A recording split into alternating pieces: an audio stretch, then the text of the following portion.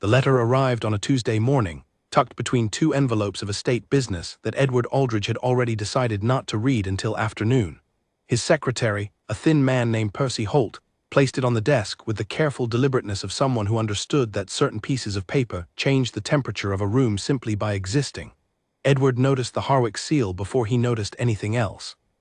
He turned it over once, set it down, and poured himself a cup of tea from the pot that had been sitting on the sideboard long enough to be lukewarm. Then he picked the letter up again and opened it. Sir George Harwick wrote the way most men of his generation wrote, directly, without decoration, as though words were a currency to be spent with discipline. He congratulated Edward on the progression of their family's discussions. He confirmed that Miss Clara Harwick remained in good health and excellent spirits.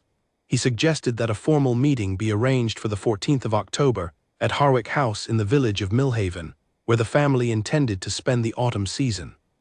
He closed by saying he looked forward to a long and profitable association between their two households, and signed his name with a flourish that suggested he was more comfortable with commerce than correspondence.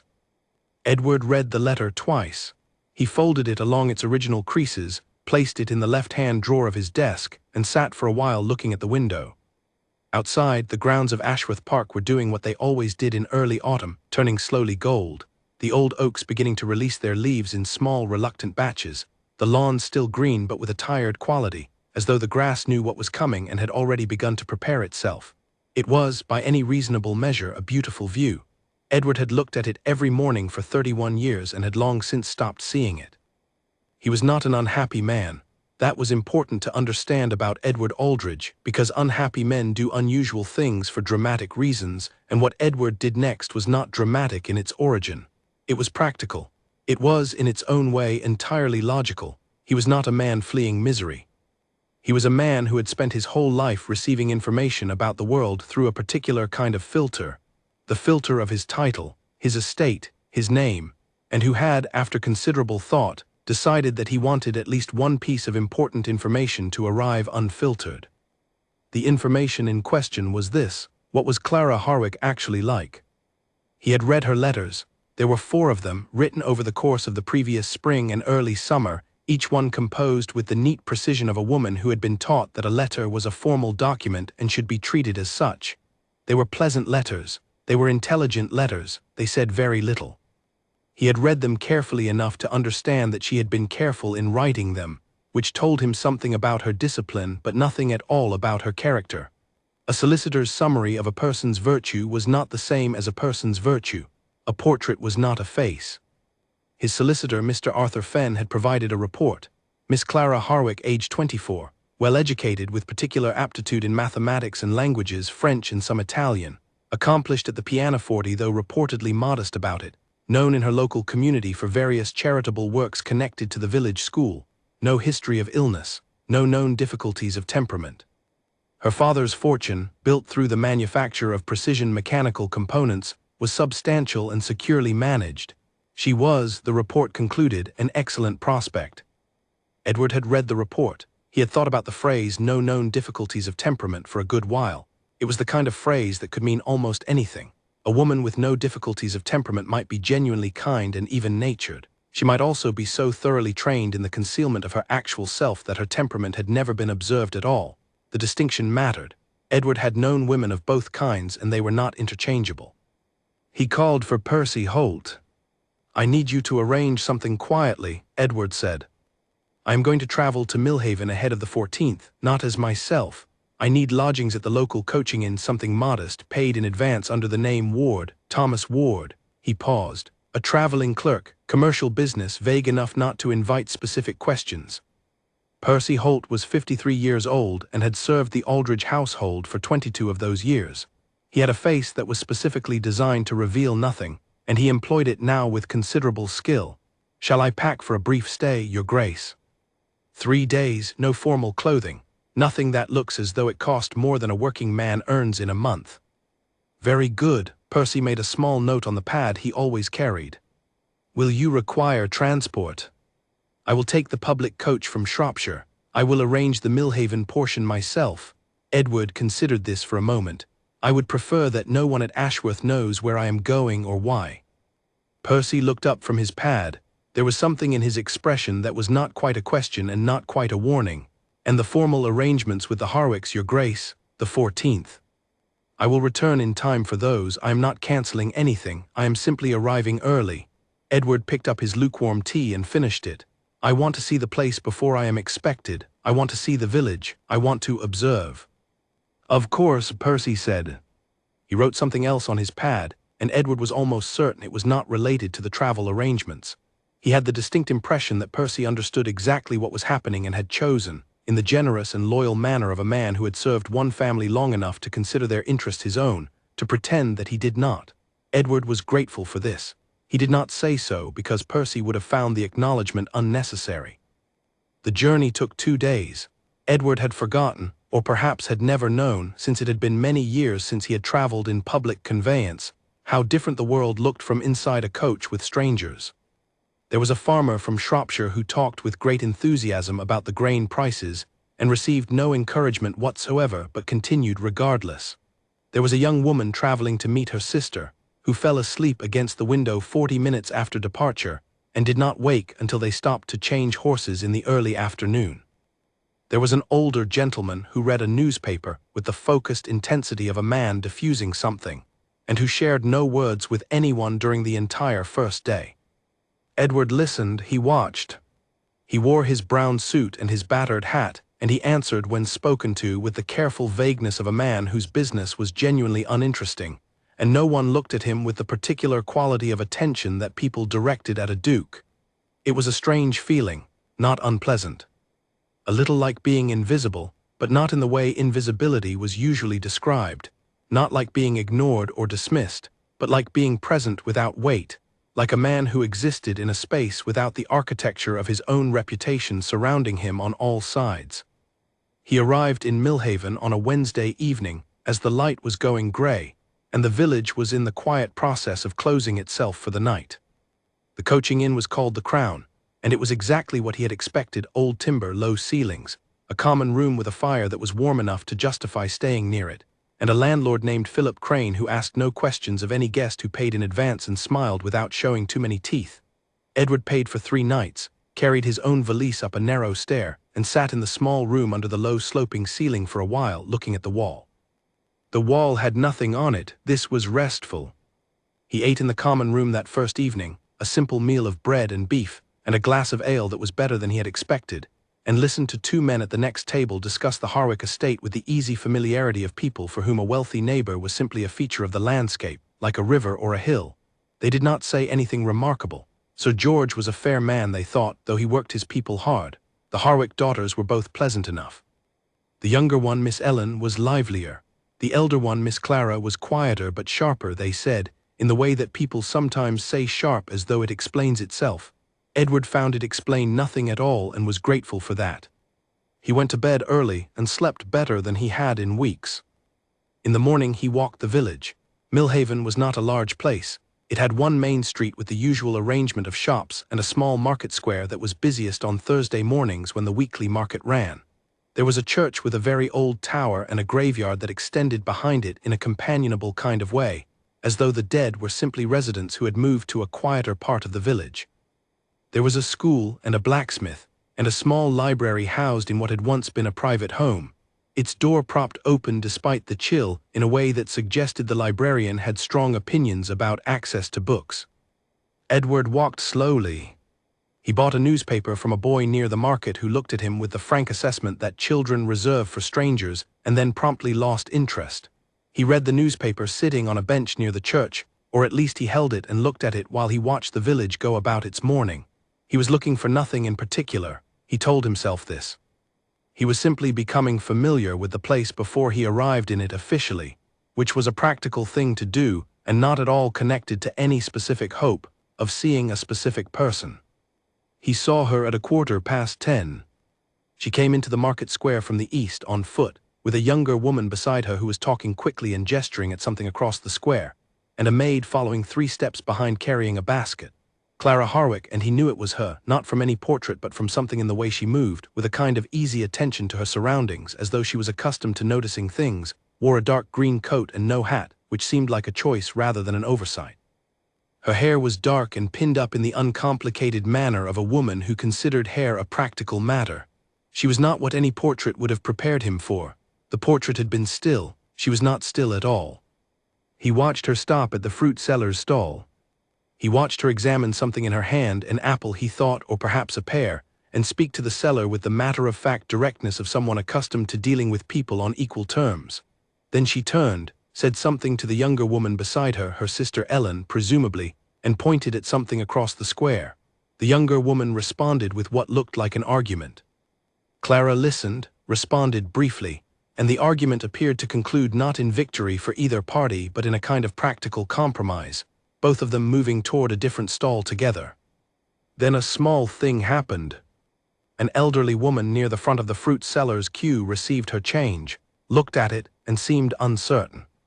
Edward could not hear the conversation from his bench, but he could see the slight hesitation, the look downward at the coins in the palm, the glance up at the seller that held a question and a degree of uncertainty. Clara, who was by this point 2 stalls away, turned back. She had seen it too, apparently, or had not seen it but had understood it from some peripheral awareness of the people around her. She walked back to the fruit seller's stall, said something brief to the seller, said something brief to the elderly woman, and whatever the brief things were, they resolved the matter within 40 seconds. The elderly woman moved on. Clara returned to her sister without any visible sense that something notable had occurred. Edward had folded his newspaper before he was aware of folding it.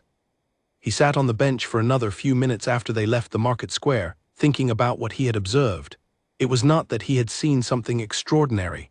He was aware that he had seen something quite ordinary, a woman noticing a small injustice and correcting it without fanfare, but the manner of it had been interesting.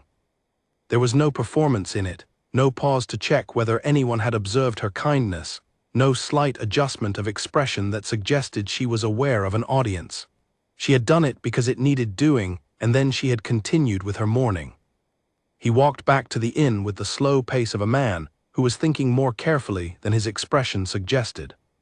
At dinner that evening, he sat near the window of the common room and asked Philip Crane, the landlord, in the idle way of a stranger making conversation, about the Harwick family. Philip was a man who enjoyed conversation in the moderate way of innkeepers, offering enough to be agreeable without committing himself to any strong opinion. "Good family," Philip said. "Sir George has been in the county 30 years or so, built his house over on the Millhaven Road. Miss Harwick, the elder one, Miss Clara, she helps run the school committee. Organized the roof repair last spring, I heard. Very practical woman, not the sort that stands around waiting for things to happen." "Practical," Edward repeated. "That's the word for it," Philip said. He moved on to refill someone else's glass, and Edward sat with the word for a while.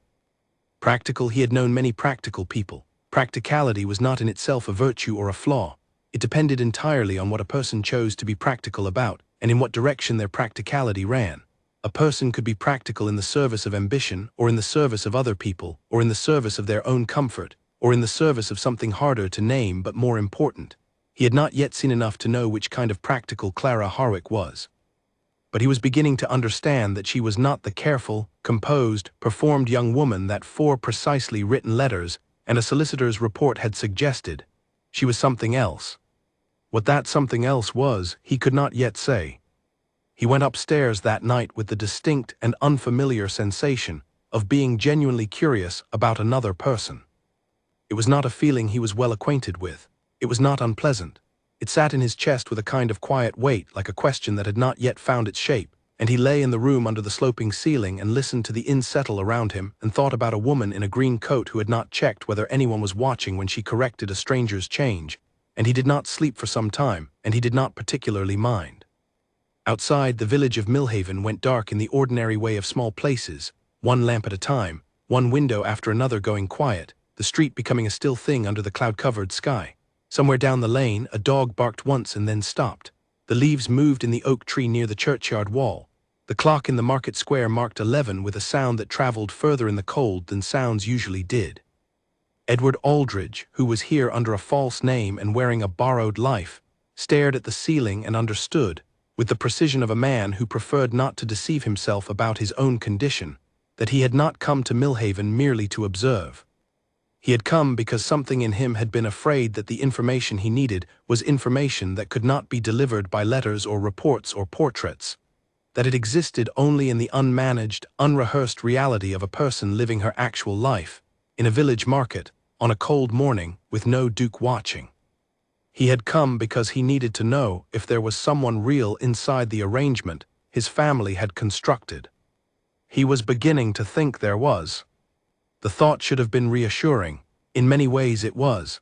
But it also brought with it a complication he had not fully anticipated when he had spoken to Percy Holt about brown suits and coaching inns.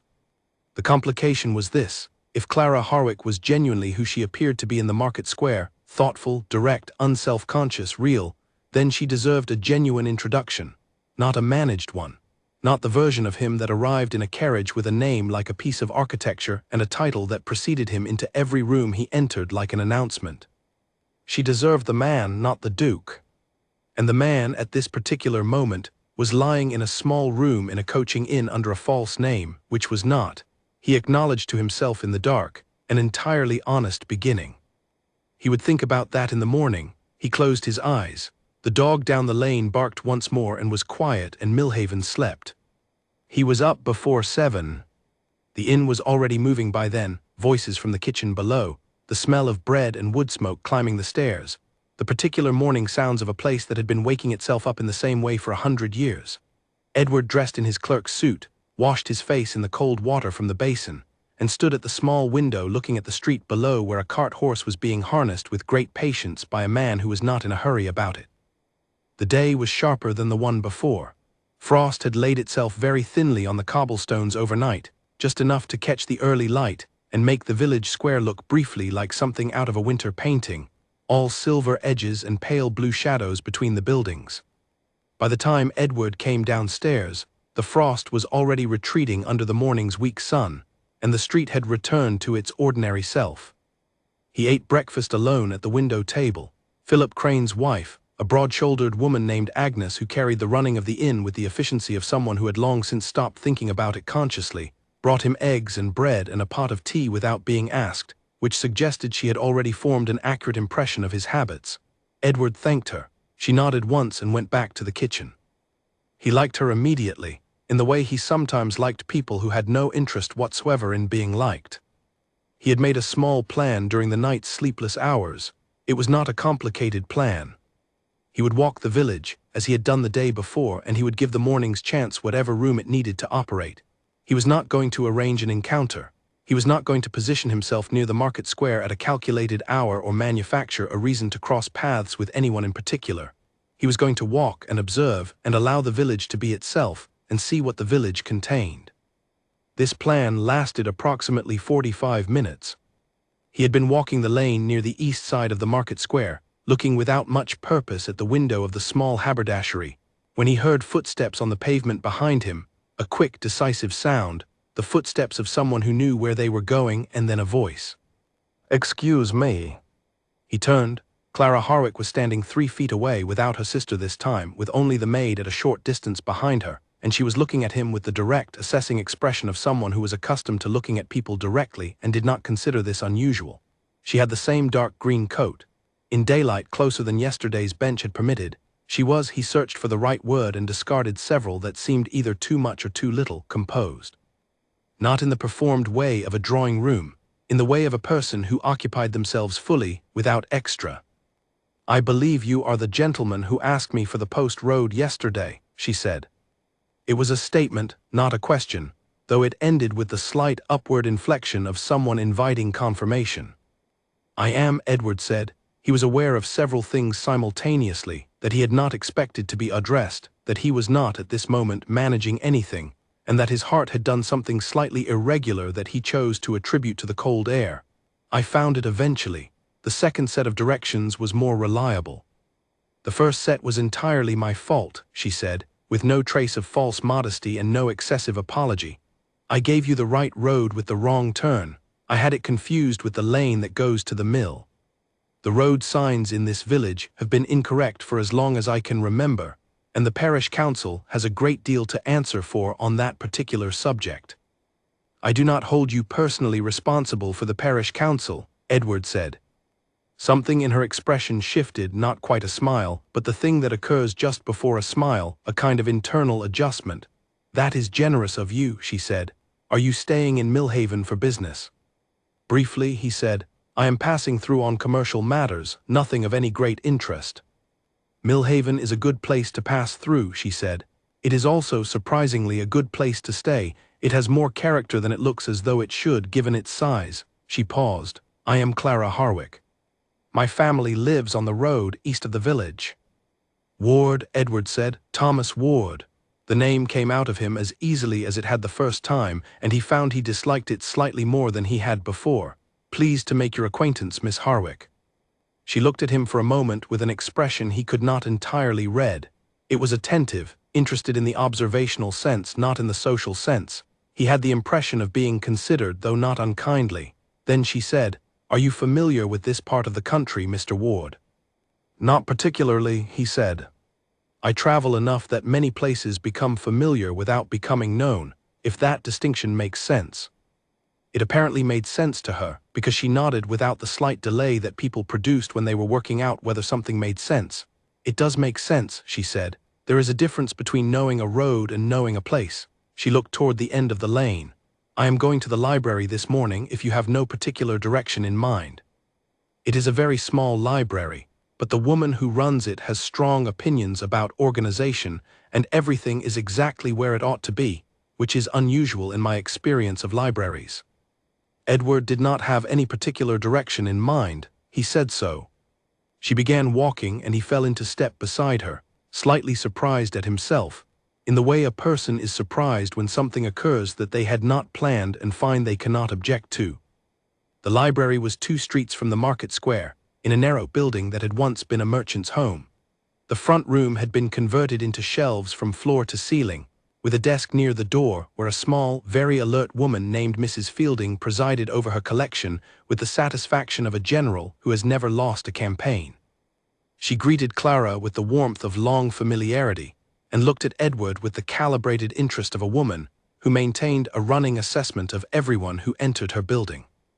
"Mrs. Fielding, this is Mr. Ward, who is passing through on business and has not visited our library before," Clara said, with the same easy directness she applied to everything else. "We have a good collection of county histories," Mrs. Fielding said to Edward, as though this was likely to be relevant, "and the newspaper files go back to 1842. I am very particular about the newspaper files." "I can see that," Edward said, and meant it.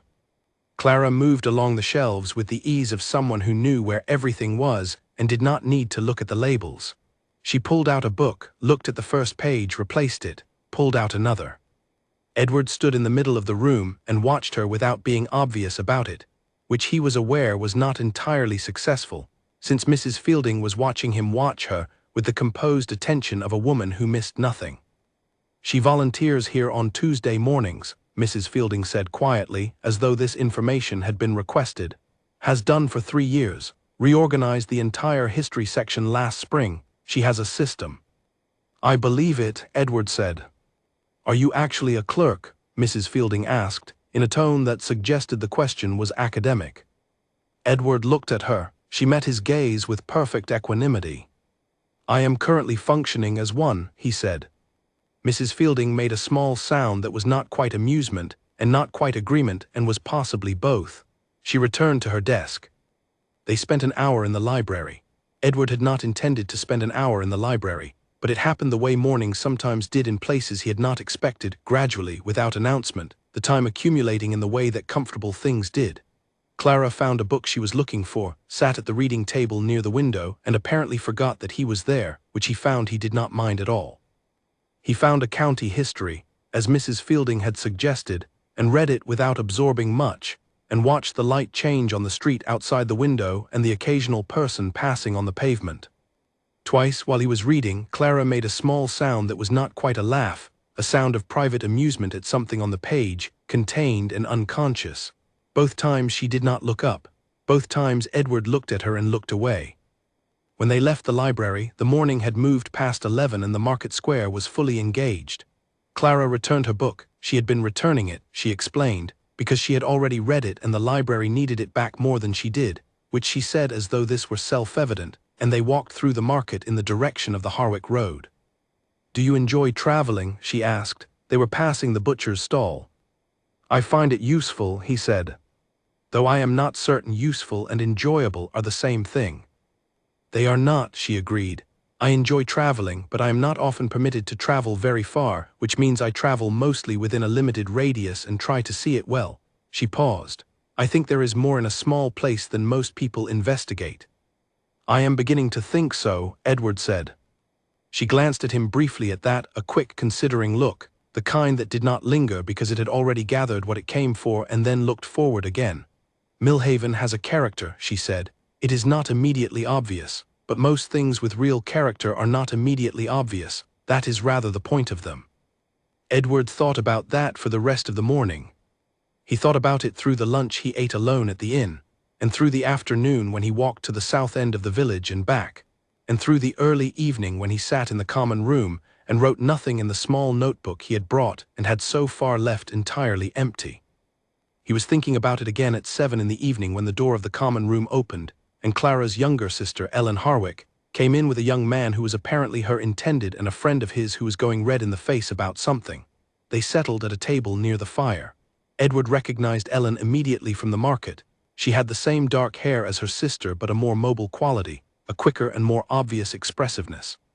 She laughed at something the young man said, and the laugh filled half the room without effort. Edward nursed his glass of ale and listened to the table across the room, not with any deliberate intention, but because the common room was small and Ellen Harwick's conversation was not quiet. She talked about the house and the coming season and a difficulty with the kitchen that had something to do with the range and a cook who had strong opinions. She talked about a ball that was being planned for the county sometime in November. She talked about, and here Edward's attention sharpened without his permission, her sister. "Clara is not worried about it," Ellen said, to the young man who was presumably meant to be interested. "She is never worried about anything. It is very frustrating." "I would be terrified." "Terrified of what?" the young man asked, which suggested he had not been paying close attention to the earlier part of the conversation. "The Duke," Ellen said with the tone of someone repeating themselves. "Father's arrangement, the Duke of Ashworth. He is coming on the 14th. Clara is to meet him officially and they will all sit in the drawing room and pretend it is a social occasion and everyone will know perfectly well what it is actually about." "And she is not worried," the young man said. "She is not worried," Ellen confirmed. "She says she will know in 20 minutes whether he is a reasonable person, and if he is a reasonable person then everything will be fine, and if he is not a reasonable person then she will manage that separately." Ellen paused. "She is very certain about 20 minutes. The young man said something that Edward did not catch because something in his own chest had apparently decided to contract slightly.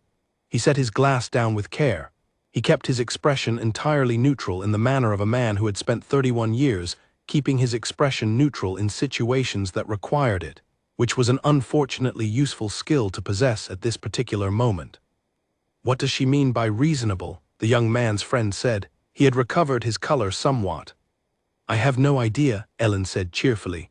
"With Clara, reasonable covers a very broad territory and you only find out whether you are in it or not after she has decided. She is very decided about things. Father finds it trying sometimes." She sounded not at all troubled by this, but she is also always right, which helps. Edward picked up his glass again. He took a slow, considered drink. Outside the window, the sky had gone fully dark, and the street beyond the glass was a strip of shadow with one lamp throwing a circle of yellow light onto the cobblestones. The oak tree across the square moved slightly in a wind he could not hear through the glass. He was the Duke of Ashworth. He was sitting in a coaching inn common room in a brown suit, under a false name, drinking ale, while the younger sister of the woman he was due to formally meet in 4 days discussed him 3 tables away without knowing he was present. He could be forgiven for experiencing this situation as somewhat complicated. He stayed where he was. He finished his ale. He listened to Ellen Harwick talk about other things, the ball, the kitchen range, a mare that had thrown a shoe on the Millhaven Road, and he kept his face in the direction of the window, and he thought about 20 minutes, and about what the word reasonable covered, and about what a person showed in 20 minutes that they could not hide for longer. He thought about what he had shown in the library that morning.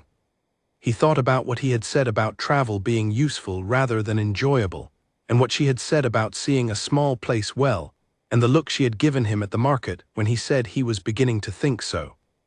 He thought, with the unforgiving honesty that night and ale in combination occasionally produced, about the fact that the most honest conversation he had managed to have with any woman in a considerable number of years had occurred that morning, in a small library in a village in Shropshire, while he was calling himself by the wrong name. He went to bed early. He lay in the room under the sloping ceiling and studied the dark. The wind had picked up and was doing something to the oak tree that involved occasional small impacts against the wall of the building. The clock in the square marked 9, then 10. At 10 past 10, Edward Aldridge reached the conclusion that he had made, in coming to Millhaven as Thomas Ward, a decision that was more complicated in its consequences than he had understood when he made it. He had expected to observe and remain unobserved. He had expected information to travel one direction from Clara Harwick to him, while he remained neutral and invisible and uncommitted. He had not expected to spend a morning in a library and come away with the feeling that he had, in some way he could not precisely define, already committed to something. He had not expected her to be interesting. That was the difficulty. He had expected to confirm or deny certain qualities and characteristics. He had not expected to leave a conversation wanting to continue it. He stared at the ceiling. The wind moved the tree. The clock ran its quiet machinery in the square below. He was going to have to think very carefully about the 14th. He was up before the sun the following morning. He dressed by lamplight and sat at the small writing table with the empty notebook open in front of him, and for the first time since arriving in Millhaven he wrote something in it. Not much, 3 lines, then crossed out and written again differently. What he was trying to write, and not quite managing, was a statement of what he knew about Clara Harwick so far that was distinct from what the solicitor's report had told him. What he knew from his own direct observation, in the 2 days he had been present in her vicinity. He knew she was direct without being aggressive. He knew she was kind without being demonstrative about it. He knew she had a sense of humor that she did not advertise. He knew she was interested in ideas, the way she had moved through the library not as someone performing interest in books but as someone genuinely engaged with them, and that she thought about things before she said them, and that when she said them she meant them without the decorative cushioning of social language. He knew she had said, through her sister's unguarded conversation, that she intended to form her own assessment of the Duke of Ashworth in 20 minutes, and that she was confident in her ability to do this. He sat with these observations and tried to compose them into a fair picture of a person. What he found was that they composed themselves, without effort, into something that was not an assessment at all. They composed themselves into something that felt uncomfortably like regard. He closed the notebook. He blew out the lamp. He went back to bed for 2 more hours and slept, finally, with a heaviness that suggested his mind had been working harder than he had allowed himself to notice. The 3rd day in Millhaven began quietly, which was the last thing the 3rd day was. Edward ate his breakfast with more deliberateness than usual, aware that the morning had a quality of finality to it. He had 1 more full day as Thomas Ward, travelling clerk, man of no particular account. The next morning he would depart on the early coach, travel back through Shropshire, return to Ashworth Park, put on his proper clothes, allow Percy Holt to restore order to his appearance and his schedule, and then arrive at Harwick House on the 14th as the Duke of Ashworth, which was who he was, and which was who Clara Harwick had been told she was meeting. He was aware, with the clear-eyed discomfort of a man who had spent enough time thinking to have run out of comfortable conclusions, that the situation had acquired a complication. He had come to Millhaven to observe. He had observed. What he had observed was a woman who was, by every measure he could honestly apply, admirable, who was thoughtful and direct and quietly capable, who was preparing to meet a duke with a practical, unsentimental approach that he found more interesting than any number of the more conventional responses he might have expected, who had spent an hour in a library that morning and made sounds of private amusement at something she was reading, and had not noticed he was watching, and would have been entirely indifferent to the observation if she had. The complication was not that he admired her, though he did. The complication was that he had spent 2 days in her vicinity under a false name, allowing her to form an impression of him as someone he was not. Not an entirely false someone. He had not said anything that was not true, had not claimed experiences or a history he did not have, had simply worn a different name and a different coat, and allowed the world to see him without the scaffolding of his title around him. but a false name was still a false name. And in the morning, the official proceedings would begin, and Clara Harwick was going to meet the Duke of Ashworth, and whatever she made of him in those 20 minutes she had allocated to the assessment, she was going to be operating without knowing that she had already met him. He thought this was wrong. He had not, until this morning, allowed himself to think it quite so directly, but sitting at the window table with Agnes Crane's efficient breakfast in front of him and the cold light of the 3rd October morning on the street outside, he thought it plainly. It was wrong, not catastrophically wrong, not dishonestly wrong in any deliberate or unkind sense, but wrong in the way that things were wrong when a person of generally good character allowed a questionable beginning to continue past the point where it could be corrected.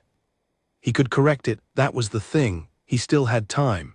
He could find a means to speak to her before the 14th and tell her and allow her to respond however she chose and proceed from there on whatever terms she set. The thought of this was deeply uncomfortable in the way that correct things often were. He could also do nothing, appear on the 14th in his proper capacity, and allow events to proceed in the way they had been arranged, in which case Clara would eventually know she was, he suspected, precisely the kind of person who would eventually know, and she would draw her own conclusions about the beginning. He did not think those conclusions would be favorable. He was still turning this over when he left the inn at 9:30 and began to walk the village in the aimless manner he had adopted as his occupation. He walked the North Lane, past the blacksmith's and the school, and along the wall of the churchyard where the old stones leaned in the companionable way of old stones, and down the east road as far as the turning that led toward Harwick House, which he did not take.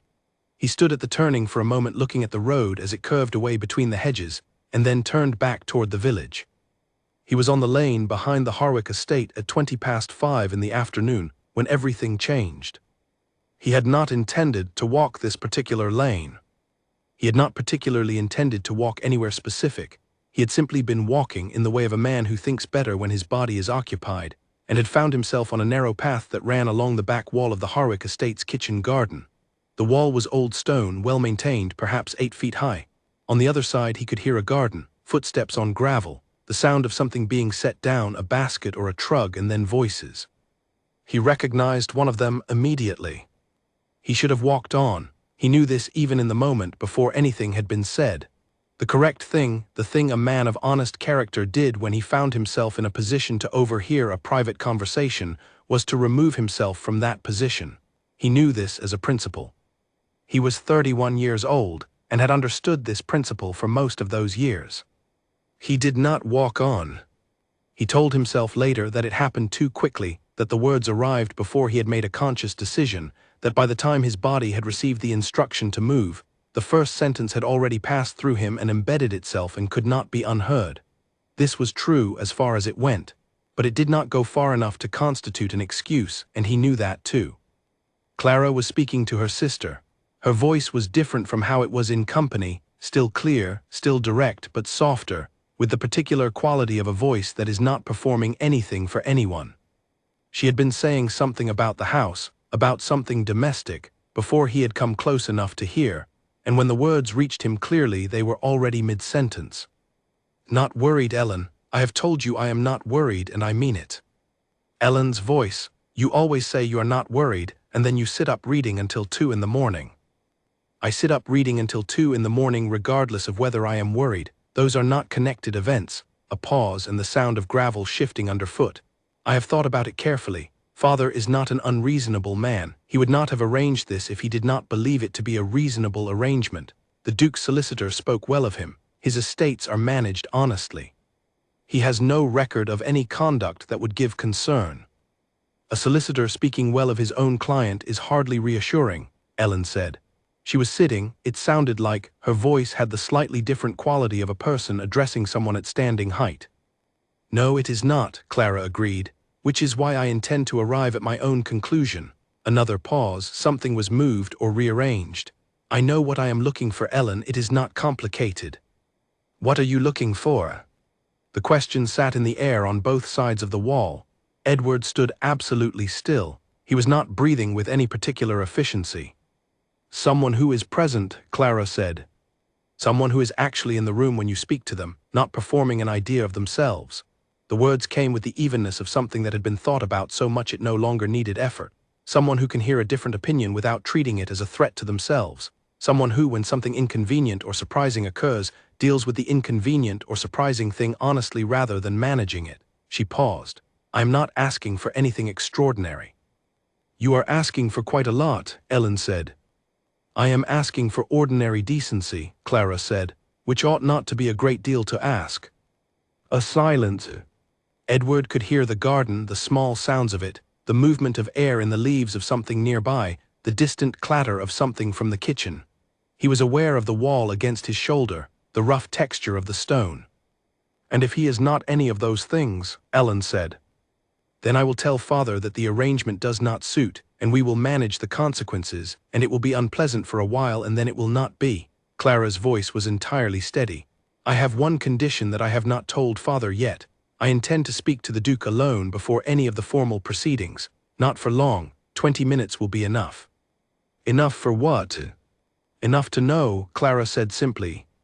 People manage their public selves very carefully when there is something at stake. But 20 minutes of genuine conversation with no particular script, you see the edges. She paused. You see what is actually there.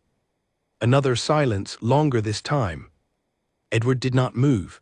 He could hear his own pulse with a clarity that surprised him.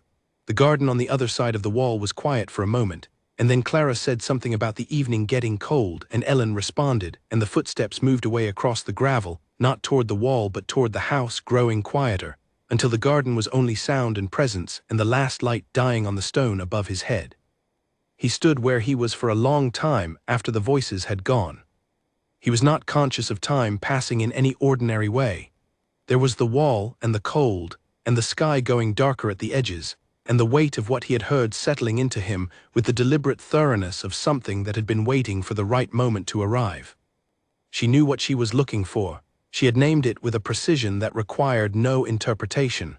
She was looking for someone who was present, someone honest under pressure, someone who dealt with inconvenient things honestly rather than managing them.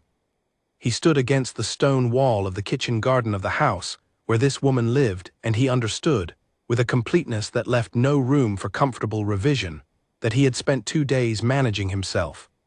Not dishonestly, not unkindly, but carefully, presenting the version of himself that a false name and a clerk's suit and the freedom of anonymity allowed, the version of himself that existed when his title was not in the room with him, when he did not have to be the Duke of Ashworth every moment, when he could simply be a man who asked for directions badly and sat in libraries, and found another person interesting without knowing what to do with that. That version of him was real. He believed that. It was the truest version of himself he had access to in many ways because it operated without the self-consciousness that his rank imposed on every interaction. But it was a version she had met under false pretenses. And in 4 days she was going to conduct 20 minutes of genuine conversation to determine whether the Duke of Ashworth was someone who was present, who was honest, who dealt with inconvenient things without managing them. He walked back to the inn in the dark. He did not go to the common room. He went directly upstairs, sat at the small writing table, opened the notebook, and this time filled 3 pages, not crossed out and rewritten, just written steadily in the clear hand of a man who had stopped arguing with himself and arrived somewhere on the other side of the argument. What he wrote was a plan, not a complicated plan and not a comfortable one. It had one essential step, and the essential step required him to do the thing that Clara Harwick had named as the criterion she was applying, not to manage an inconvenient situation, but to deal with it honestly. He was going to tell her. Not in the formal drawing room, not in front of Sir George and the solicitor and the weight of arrangements and social consequence. Before all of that, he was going to ask to speak to her privately, and he was going to tell her who he was and what he had done and why, and then he was going to stop talking and let her respond. The thought of it was genuinely frightening, in the steady, clear-eyed way that correct things sometimes were. Not dramatic fear, not the sharp kind. The quiet, honest kind, the kind that sits in the chest and reminds a person that the thing they are about to do matters, and that it is not reversible, and that the response they receive will be entirely outside their control. He was going to tell her. He closed the notebook. Outside, the clock in the market square struck 7, and the sound traveled the cold air of the street below his window and arrived in the room with him, precise and ordinary, and he found it oddly steadying. The world ran on schedule. The clock counted its hours. Things happened in sequence, and the next thing that needed to happen was the honest thing, and he was going to do it, and that was the end of the argument. He went downstairs and ate dinner. Agnes Crane brought him lamb and potatoes and went away. Philip Crane asked whether he had found the village to his liking, and Edward said he had found it better than he expected, which was completely true, and Philip looked satisfied and moved on to the next table.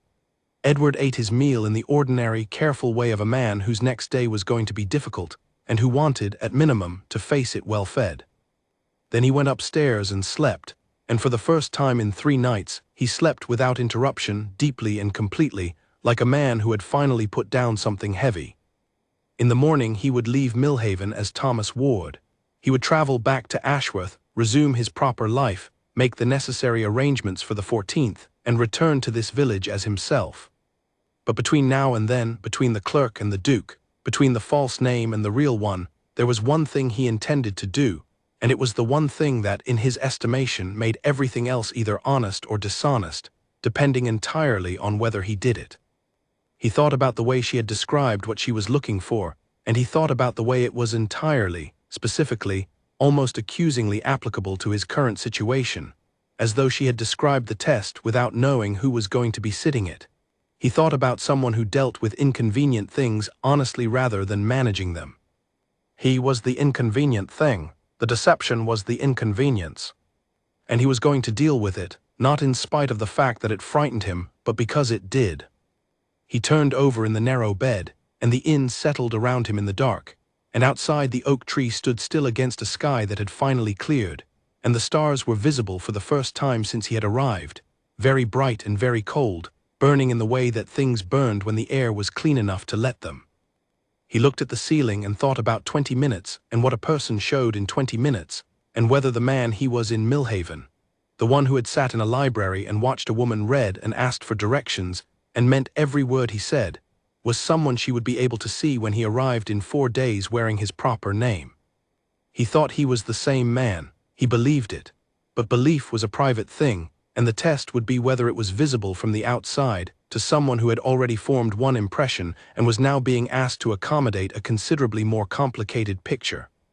He would find out that was all he could do now. The clock ran its quiet machinery in the square. The stars burned in the clear black sky.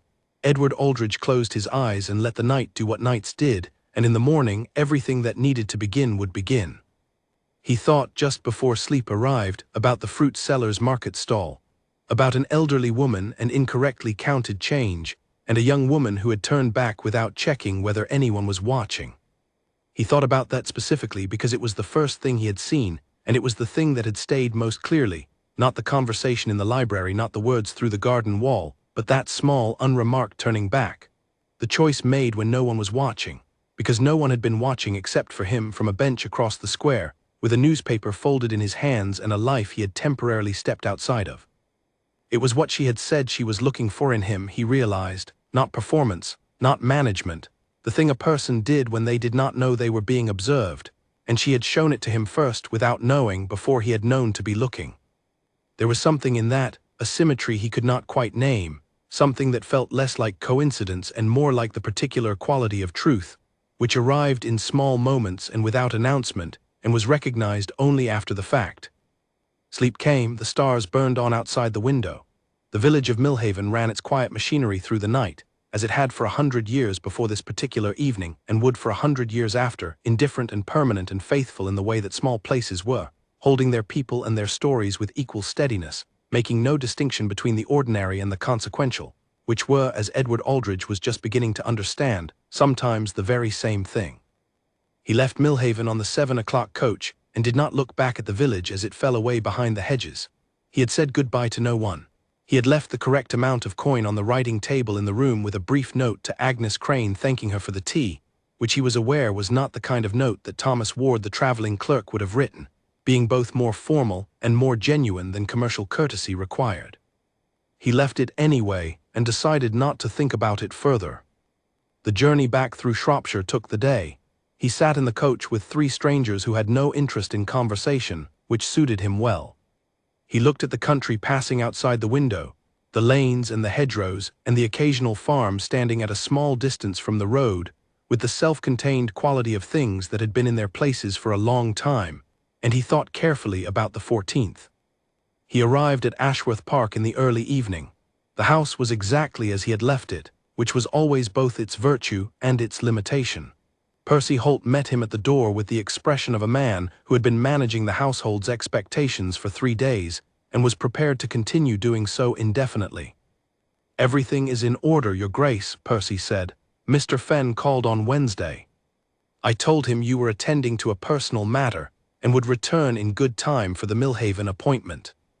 "Good," Edward said. "There are letters." Percy indicated the hall table, where a neat stack of correspondence waited with the patience of things that knew they would be attended to eventually, nothing requiring immediate attention. "I will look at them in the morning." Edward handed Percy the battered valise and the brown suit jacket. "I need you to arrange a letter of introduction, Percy, something that will permit me to request a brief private meeting at Harwick House before the formal occasion on the 14th. I want it sent tonight if possible, arriving by tomorrow morning." Percy held the jacket with the careful neutrality of a man who understood its significance without requiring any explanation of it. "To whom should the letter be addressed, Your Grace?" "To Miss Clara Harwick," Edward said, "directly, not to Sir George." Something in Percy's expression completed a very small journey from neutral to considered. "That is somewhat irregular," he said. "It is," Edward agreed. "I am aware of that. Please arrange it regardless." Percy said nothing further about irregular. He said, "I will need the text of the letter, Your Grace." "I will write it tonight." He wrote it that evening, at his proper desk, in his proper study, in his own handwriting, on his own paper with the Ashworth seal. He wrote 4 versions of it and was dissatisfied with all of them for different reasons. The first was too formal and said nothing of substance. The second said too much substance and read like a confession before its time. The third was too brief, which might read as dismissive or careless. The fourth he looked at for a long time, reading it the way he read important documents, not for what they said but for what they implied, what a careful reader might take from them. What the 4th letter said was this: that he wished, before the formal occasion on the 14th, to speak with Miss Harwick briefly and privately, and that he had a reason for this request which he would explain when he had the opportunity to do so in person, and that he hoped she would be willing to receive him briefly in the morning before the rest of the party assembled. He said he understood that the request was unusual. He said he would not make it if he did not consider it important. He signed it with his full name and title. He read it once more, then he folded it, sealed it, and gave it to Percy. "Tonight," he said. "Tonight," Percy confirmed, and went away to arrange it. Edward sat in his study for another hour after that, not reading and not particularly thinking, simply occupying the familiar space of his own house and noticing it as he had not in some time, the proportions of the room, the firelight on the spines of the books along the east wall, the particular sound the house made in the evening when the day's business was done, and the rooms were settling into their own quiet. It was a beautiful house. He had always known this in the abstract way in which a person knew facts about their own life, acknowledged but not particularly felt. He felt it now, sitting alone in the study at 10 o'clock with the fire going down and a letter on its way across Shropshire. He felt the weight and the history of the place, and he thought about Clara Harwick's remark about seeing a small place well. He thought perhaps he had not been seeing this one. The following day was the 13th. He spent it on estate matters, a meeting with his land agent, a review of accounts with Mr. Fenn, a ride around the southern fields that he had been postponing for weeks. He said nothing to Mr. Fenn about anything that had occurred in Millhaven. Mr. Fenn was an excellent solicitor, careful and precise and thorough, and there was no information he required at this stage. The 14th would reveal what it revealed, and Edward would make decisions accordingly. He received a reply to his letter at 3 in the afternoon. It was brief. It was written in the same clear, practical hand he had seen in the 4 formal letters he had read months before, but with a different quality, less composed, less performed. It said, she would be in the morning room at Harwick House at 9 o'clock. She would ask the household staff not to interrupt them. She said she appreciated the directness of his request and found that directness, on balance, preferable to the alternative. Edward read the reply twice. He noted the phrase "on balance." He noted that she had not asked for any explanation in writing, which meant she was prepared to wait for the explanation in person, which meant she had either formed a hypothesis she was willing to test, or she had simply decided to proceed without one. He thought both possibilities were consistent with what he knew of her. He slept well, which surprised him. He had expected the night before the 14th to be difficult, and in many ways it should have been. There was a conversation ahead of him that could go in any direction, with a woman he had met under false pretenses, regarding an arrangement that had significant consequences for both of their lives. He should have been awake at 2 in the morning going over possible responses to possible reactions to possible disclosures. Instead, he slept from 11 until 6 with the settled quality of a man who had made his decision and was done arguing with it. He dressed with care on the morning of the 14th. Not his most formal clothes. This was not the occasion for the most formal clothes, and in any case formality would be a kind of armor, and he was not going to Harwick House in armor. He dressed as himself, plainly and correctly, and he had Percy arrange the carriage for 8 o'clock, which would put him at Harwick House by past and give him time to compose himself before 9. The road between Ashworth and Millhaven covered familiar ground on this side, his ground, the south country of his own county, and then crossed into the Harwick land where the road narrowed and the hedgerows became older and the verges were wider. He had not travelled it before today. He watched it through the carriage window with a different quality of attention than he had given the country on the coach from Shropshire, reading it as his own land rather than as landscape. Harwick House was stone, late Georgian, set back from the road behind a short drive of beech trees that were at their fullest autumn color. Someone had raked the fallen leaves into piles along the drive, which gave the approach a tidy, cared-for quality that spoke to Edward of practical management rather than elaborate presentation. The house itself was well-proportioned and not excessive. He liked it immediately, which he had not expected and found he noted. He was received at the door by a housekeeper who said nothing beyond what was necessary, and showed him to the morning room on the east side of the house, where the light at this hour came in directly through 2 large windows, and fell across a room that was furnished with comfort rather than display bookshelves along one wall, a writing table, 2 chairs near the fire that was burning with the steady application of a fire that had been built for use rather than atmosphere. He stood near the window and looked at the bookshelves, and felt his heart doing the thing it had done in the market square when she called after him to correct his directions, which he had attributed to cold air, and was no longer able to attribute to cold air. The door opened at 9 o'clock.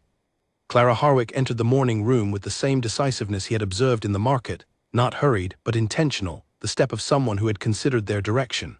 She wore dark blue and her hair was pinned up in the same practical manner. She looked at him as she closed the door behind her, and for a moment neither of them said anything, and in that moment Edward saw something in her expression that he had not expected. She had already recognized him. Not from the portrait, he thought. The portrait was small and painted from a formal sitting at 25, and he had been younger and less himself in it, and it would not serve to identify a man in a coaching inn, but from something, the quality of his hands perhaps, as she had apparently noted at the time. Something in the way he stood or held himself, or the particular cut of a suit that was well made even in its plainest version. She had recognized something, and the recognition was in her face in the form of a very still, very considered expression that was not anger and not hurt and not confusion, but something that contained elements of all three without being precisely any of them. She said, "Mr. Ward, I assume, has traveled rather further than his commercial business required." Her voice was even. That was what he noticed first, that it was even, and that keeping it even was something she was doing deliberately rather than something that was simply happening. He said, "I owe you an explanation." "You do," she agreed, and sat down in one of the chairs by the fire, and looked at him with the expression of a woman who had allocated a specific and limited quantity of time to this particular conversation, and intended to make it sufficient. He sat in the other chair. He was aware of the fire and the light through the windows, and the sound of the house moving quietly around them, and the 10 minutes he had before Sir George and Mr. Fenn and the rest of the arranged world arrived to conduct its business. He was aware, above all, of the woman sitting across from him, who had recognized him, who was waiting, who had said she would know in 20 minutes, and whose 20 minutes had already begun. He started talking. He did not begin at the beginning. He began where it mattered, which was the decision itself, the letter from Sir George, the solicitor's report, the 4 careful letters, the portrait, and the understanding that had settled on him one morning in his study at Ashworth Park that he was missing something essential, something that could not be delivered through any formal channel. He told her about Percy Holt and the brown suit and the coaching inn. He told her about arriving in Millhaven on Wednesday evening and eating dinner alone in the common room. He told her about the market square on Thursday morning, and the fruit seller's stall, and the elderly woman, and the turn back. He did not tell her what he had thought about that turn back because some things were his to keep. But he told her he had seen it and that it had mattered to him.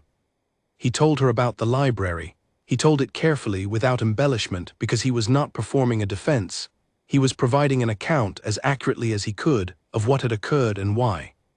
He said that the morning in the library had been, and here he paused, not to choose a word carefully in the strategic sense, but because he genuinely needed to choose it carefully, because the wrong word would be false and the right word was also uncomfortably revealing, the most straightforward conversation he had managed to have with anyone in a considerable time, and that it had complicated his original intention rather than confirming it. He told her about the garden wall. This was the part he said most plainly, because it required the most honesty. He said he had been walking the lane behind the estate at dusk and had stopped because voices carried over the wall, and that he had not walked on when he should have, and that what he had heard had not confirmed anything he already knew about her but had changed, specifically and irrevocably, his understanding of his own situation. He said, "You described what you were looking for, and you described it in terms that applied directly to what I was in the process of doing. I was managing an inconvenient situation by observing without disclosure, and you named that as the thing you were specifically not looking for. I understood that I had two choices. I could continue as planned and arrive on the 14th, and allow you to conduct your 20 minutes, without knowing that you had already spent considerable more time than 20 minutes in my company, which would have been a deception of an ongoing and deliberate kind. Or I could tell you." He stopped. He had been looking at the middle distance while he spoke, not from evasion, but because it was easier to say the true things without watching them land. Now he looked at her directly. She was still, she had been still throughout. Her hands were folded in her lap and her expression had not changed substantially since she had sat down, though there was something different in it now, something that had been engaged before in a careful and comprehensive process of assessment, and was now at or near the end of that process. He had no idea what conclusion it was approaching. "You could have told me in Millhaven," she said. "Yes," he said, "I considered it. I thought telling you before leaving was less appropriate than telling you in advance of the formal occasion, with enough time for you to consider your response rather than having to manage it in the moment." She looked at him for what felt like a significant time, but was probably, in clock terms, 12 seconds. Then she said, "Why did you not simply trust the arrangement?" It was a question he had not anticipated, and he answered it honestly because that was the only remaining option. "Because I have spent my entire adult life receiving carefully managed impressions of people and providing carefully managed impressions of myself, and I had no way to know whether what I was about to enter was a real arrangement between two genuine people or a managed one between two performances." He paused. "I thought it mattered which one it was." Another silence. The fire moved in its deliberate way. Somewhere in the house a door opened and closed. "It does matter," Clara said. He waited. "It is a somewhat extraordinary thing to have done," she said. The word extraordinary carried no definite judgment. It was a genuine categorization, nothing more. "I am aware that you could have done it entirely for self-interested reasons, to gather intelligence about me before I had any opportunity to gather intelligence about you, which is not an application of the word extraordinary I find appealing." She paused. "I am also aware that you could have done it for the reason you say, because you wanted to see whether there was a real person in the arrangement, and because you thought a real person deserved a real first impression rather than a formal one." "Both are true," Edward said, "the self-interest and the other reason." "I know," she said. "That is why I have not stood up." She said it without humor and without coldness, in the manner of a person stating a relevant fact. "The question I want to ask you, and I want you to answer it truthfully, please, without managing it, is what you heard through the garden wall, whether it gave you what you came to find or whether it gave you something you were not prepared for." He thought about the 2 days he had spent in Millhaven before that evening, about what he had come to find confirmation or denial of certain qualities, an honest impression of a woman before the formality of arrangement imposed itself, about whether that was what he had found. "I came to find out whether you were a real person," he said. "I found that you were. I also found out through the wall specifically that I was not being as real as the situation required, and that the situation required it." He looked at the fire for a moment. "I was not prepared for the particular nature of that finding, no." Clara unfolded her hands. She looked at them briefly, then looked at him. The expression on her face had changed again, moved into something that was still careful, still assessing, but with a quality that had not been there before, something that was not warmth exactly, but was in the neighborhood of warmth, in the way that a road is in the neighborhood of a destination. "I knew on the second day," she said. "Your hands." He had thought, hearing that through Ellen's conversation in the common room, that she had been speaking about the future. He understood now that she had been speaking about the past. She had recognized him by the second day, and she had said nothing, and she had continued the morning in the library as though she had not, and she had walked back through the market square and pointed out the road signs with the same direct, unconcerning manner she would have applied to any stranger. He stared at her. "I wanted to see," she said simply, "what you would do." The clock on the mantel above the fireplace struck the quarter hour. In the hall beyond the morning room door, the sound of the household beginning its formal preparations was audible, voices, the movement of furniture being arranged, the distant clatter of a tray. In 12 minutes Sir George Harwick would expect to find his eldest daughter and the Duke of Ashworth in the morning room, prepared to begin the formal proceedings of the 14th. Neither of them moved. The fire was warm.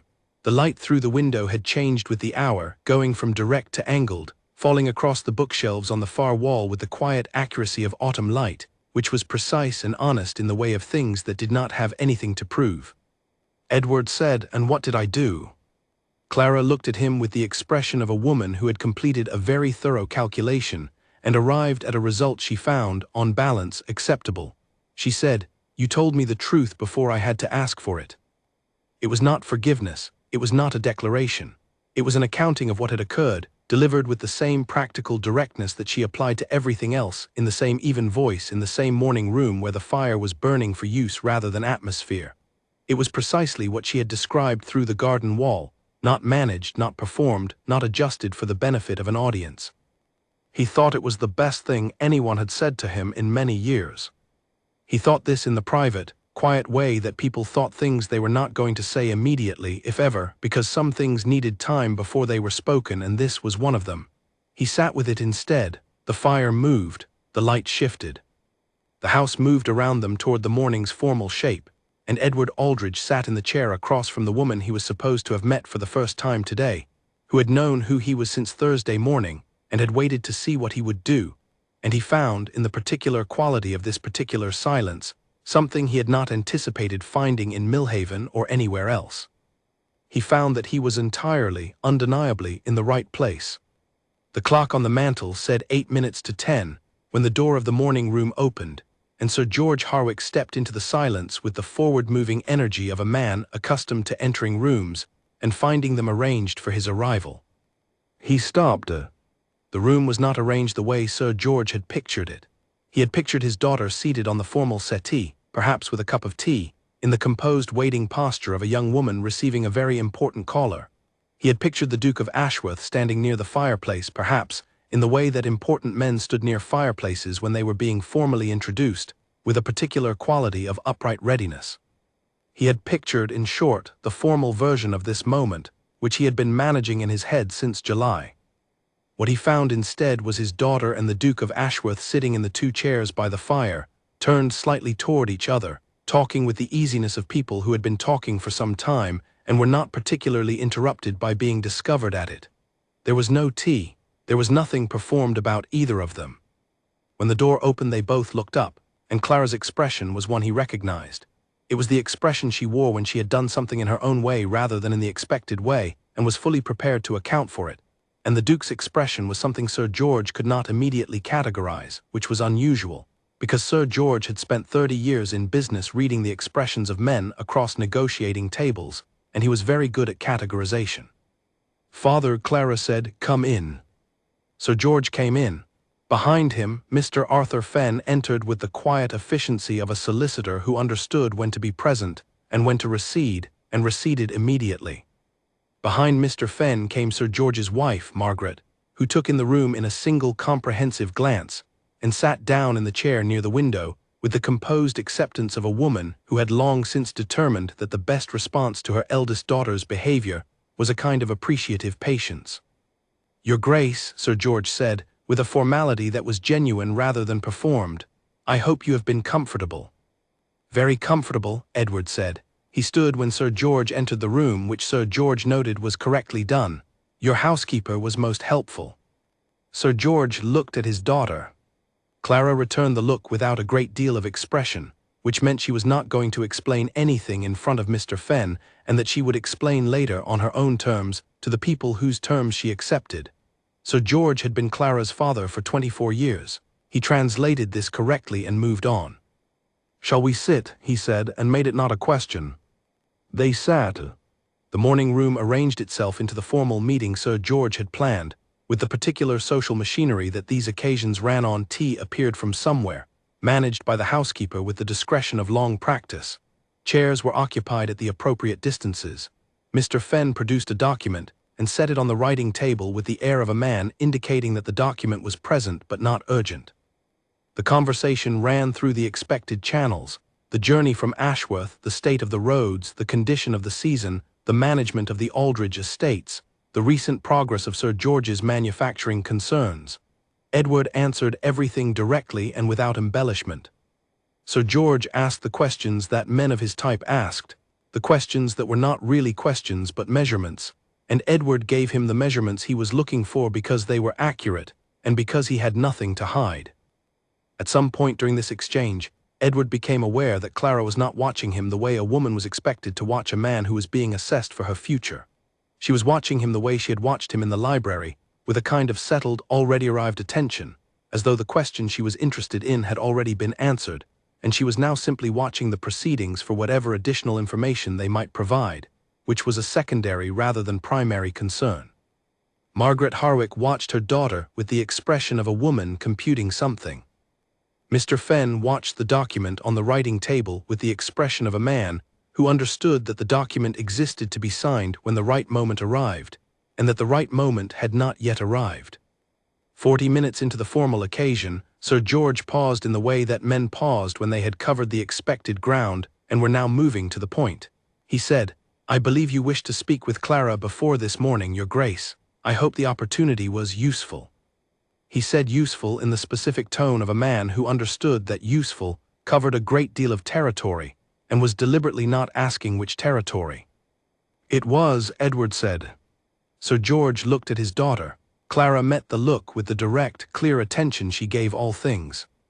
"Clara," Sir George said, not asking anything, simply employing her name in the way that fathers sometimes did when they wanted to know something without requesting the information openly.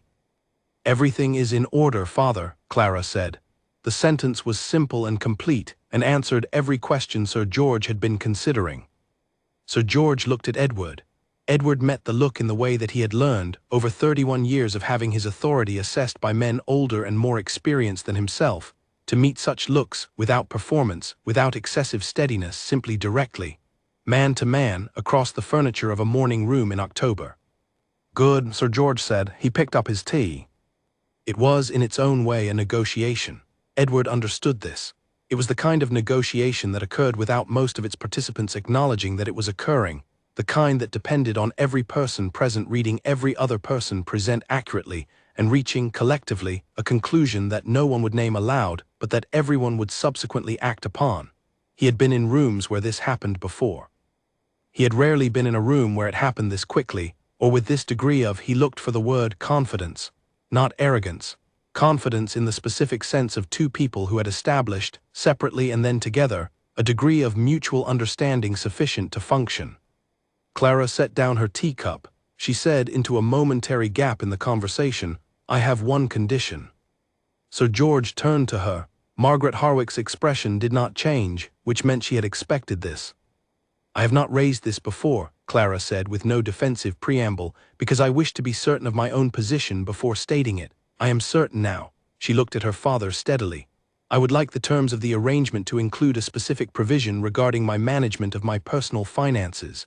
Not the household accounts, those are an appropriate matter for joint management. But the income I receive from Grandmother Harwick's legacy, and from the investments father has made in my name, should remain independently managed by me, under my own direction, without requirement of consultation or approval." The room was quiet for a moment. Mr. Fenn looked up from the document on the writing table. His expression was that of a man mentally revising a document he had considered complete. Sir George said, "That is somewhat irregular, Clara." "It is not irregular in law," Clara said. "It is irregular in practice. I am aware of the distinction." Sir George looked at Edward. This was, Edward understood, a check, an assessment of whether the Duke of Ashworth was the kind of man who would take the expression of a condition by a woman as a problem to be corrected, or as a term to be negotiated, or as a reasonable request to be considered on its merits. Edward said, "I think that is a reasonable provision." The room shifted very slightly, the way rooms shifted when the balance of something changed. Sir George said, "You have no objection." "I have no objection," Edward said. "Financial independence within the scope Miss Harwick describes seems to me a reasonable thing for a woman of her capabilities to wish to maintain. I have no interest in managing assets I did not create and have no particular knowledge of." He looked at Clara. "I would ask only for the same transparency in return, that significant decisions be shared as information, not as requests for approval." Clara looked at him. Again that quality of assessment, completed, confirmed, moving to the next thing. "That is acceptable," she said. Mr. Fenn wrote something on a separate paper quickly, with the contained satisfaction of a man who found unexpected clarity in his work. Sir George put his tea down on the table beside his chair and sat back with the particular quality of a man who had been preparing for a difficult conversation, and found it was not difficult after all, which left him simultaneously relieved and very slightly at a loss for the ground he had been ready to cover. "Well," he said, "I believe Mr. Fenn will need to make some adjustments to his papers." "Not substantial ones," Mr. Fenn said from the writing table without looking up. Margaret Harwick, who had said nothing during the entire conversation, said, "More tea." It was such a precisely timed interjection, carrying the whole weight of a confirmation and a transition and a quiet maternal satisfaction, that Ellen, who had come quietly into the room at some point during the last 5 minutes and positioned herself near the door, produced a small involuntary sound that she converted, not very successfully, into a cough. Clara looked at her sister with the expression of someone who would address that cough at a more appropriate time. Ellen looked at the ceiling. Edward looked at Clara.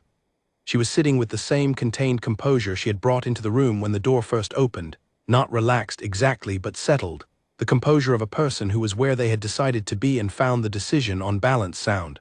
She caught his look briefly.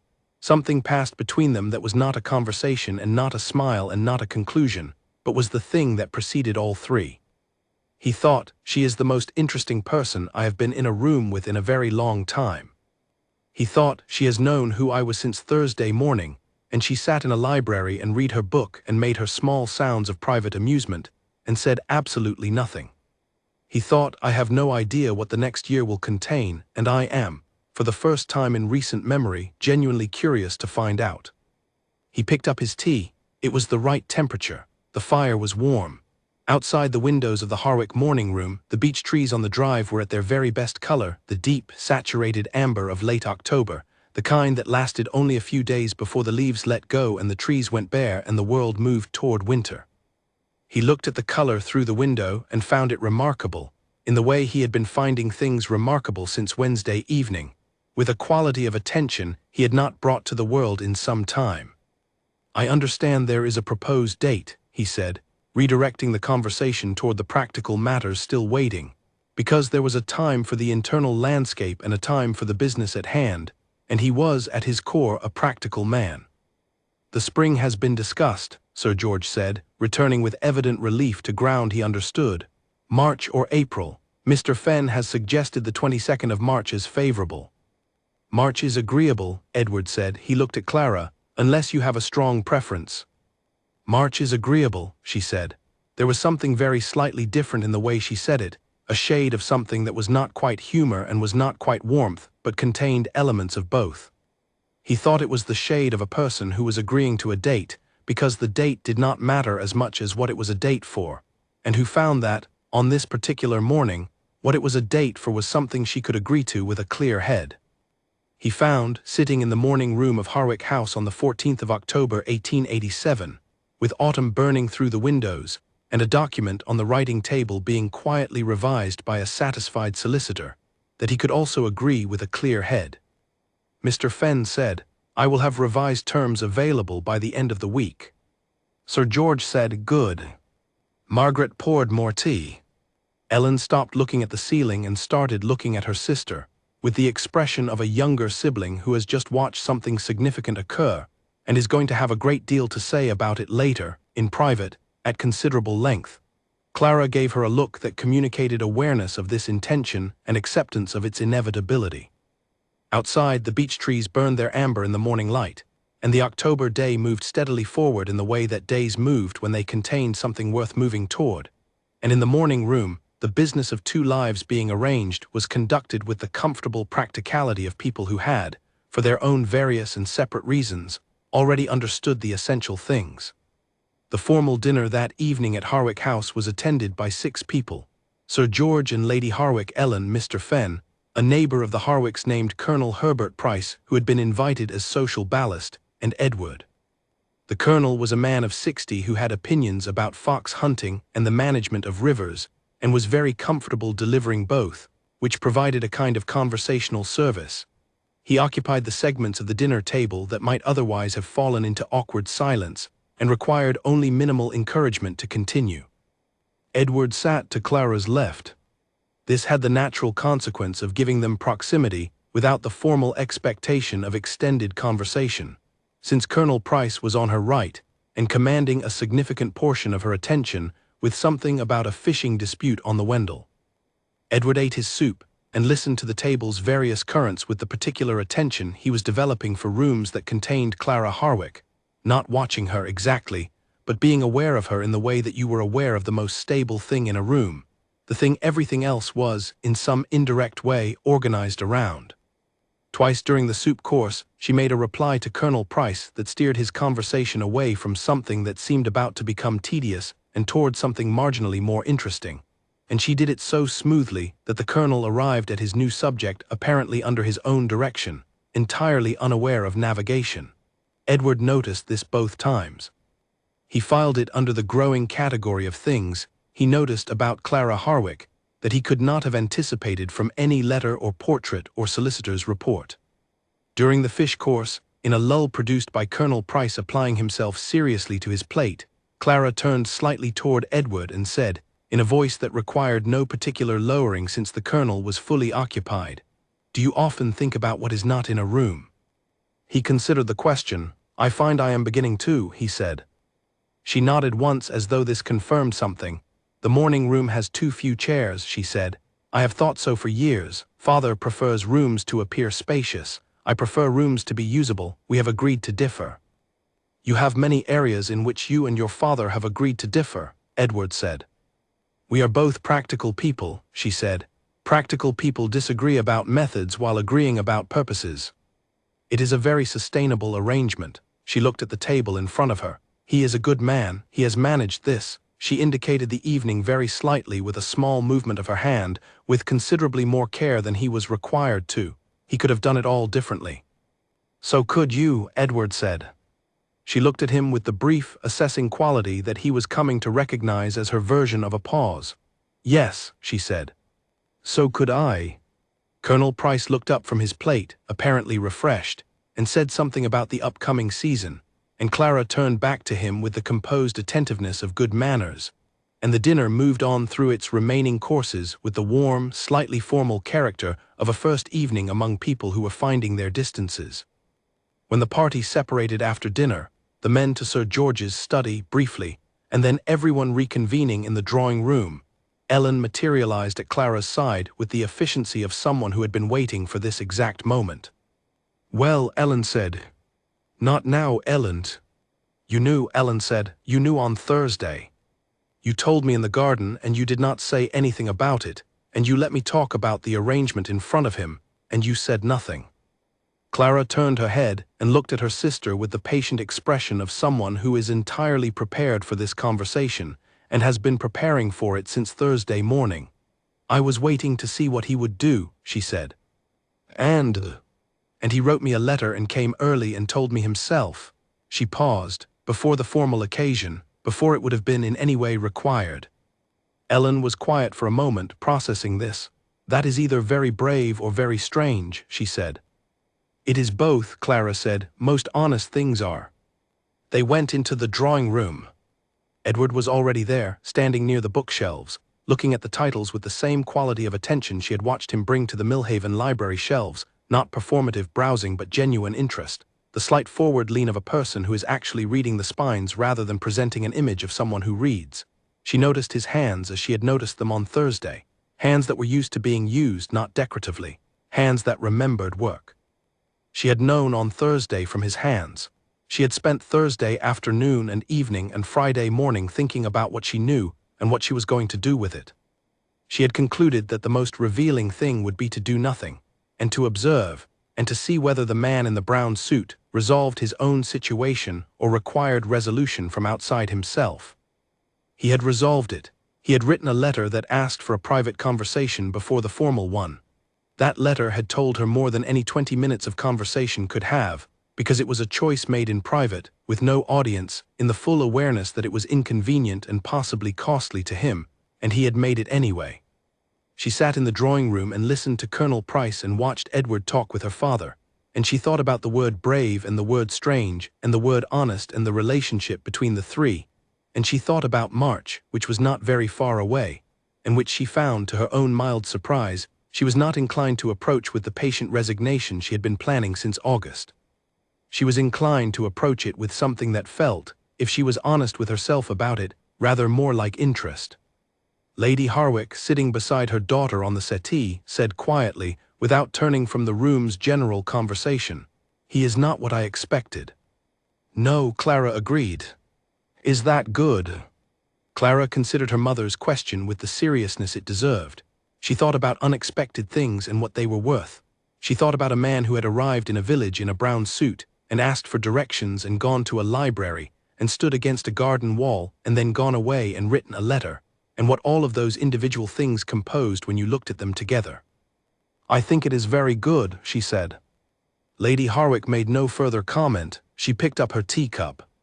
The drawing room continued its pleasant, slightly formal evening around them, and the fire was warm, and outside the beech trees stood in their last leaves against the dark, and Millhaven was quiet, and the clock ran its machinery toward a future that neither Edward Aldridge nor Clara Harwick could fully map, which was, Clara thought, exactly as it should be. The maps you drew yourself, with information gathered honestly over time in the full light of what was real, those were the only maps worth following. Everything else was just someone else's picture of country they had never walked. She drank her tea, the fire moved, the evening ran its course. The revised terms arrived from Mr. Fenn on a Saturday morning, 3 days after the 14th. They were 6 pages, careful and precise in the way that Mr. Fenn's documents were always careful and precise, with the particular addition of a clause on the second page that addressed the independent management of Miss Harwick's personal financial assets in language that was both specific and unambiguous.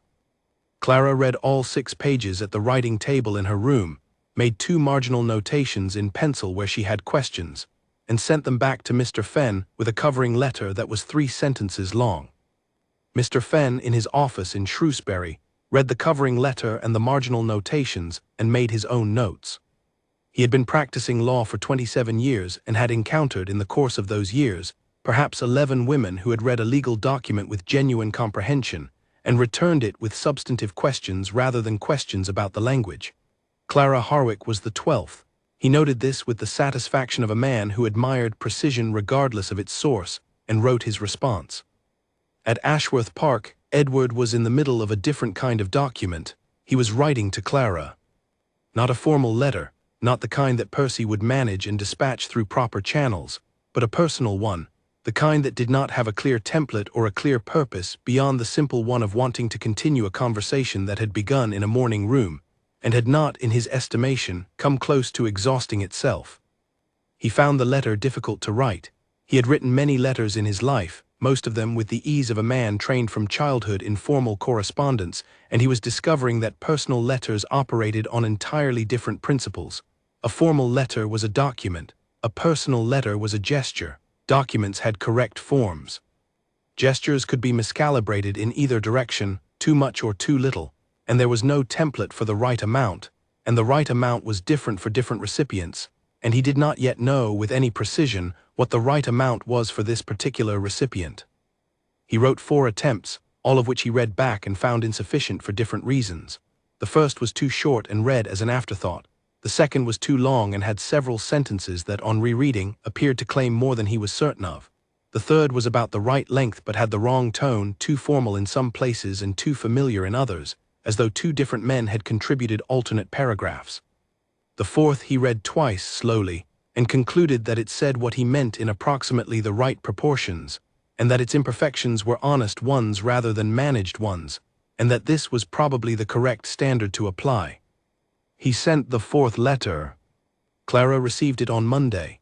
She was in the library, the Harwick House Library, which was considerably larger than Mrs. Fielding's Millhaven collection, and organized on a system that Clara had inherited from her grandfather, and maintained with the same practical attachment she applied to most inherited systems. Keep what works, quietly revise what does not, never announce either action. She was sitting at the library table with a book she was not reading and a letter from her friend Margaret Dunn in her other hand. Margaret was in London, and wrote long, cheerful letters about the theatre and the traffic, and a hat she had seen in a shop window on Tuesday that she could not justify buying and was thinking about anyway. The letter from Edward was at the bottom of the morning's correspondence. She had seen the handwriting on the envelope and set it aside to read last, not out of indifference, but out of the same instinct that made her save the last bit of something good, the awareness that the thing would be better approached with undivided attention. She read it once quickly and then once slowly. He had written about Ashworth Park. He had written about it in the way that a person wrote about a place they lived in rather than a place they owned, which was a distinction she noticed because it was the right kind of distinction to notice. He had described the South Fields in the particular quality of October light, the way the oaks at the edge of the home wood were the last to turn and the first to be bare in November.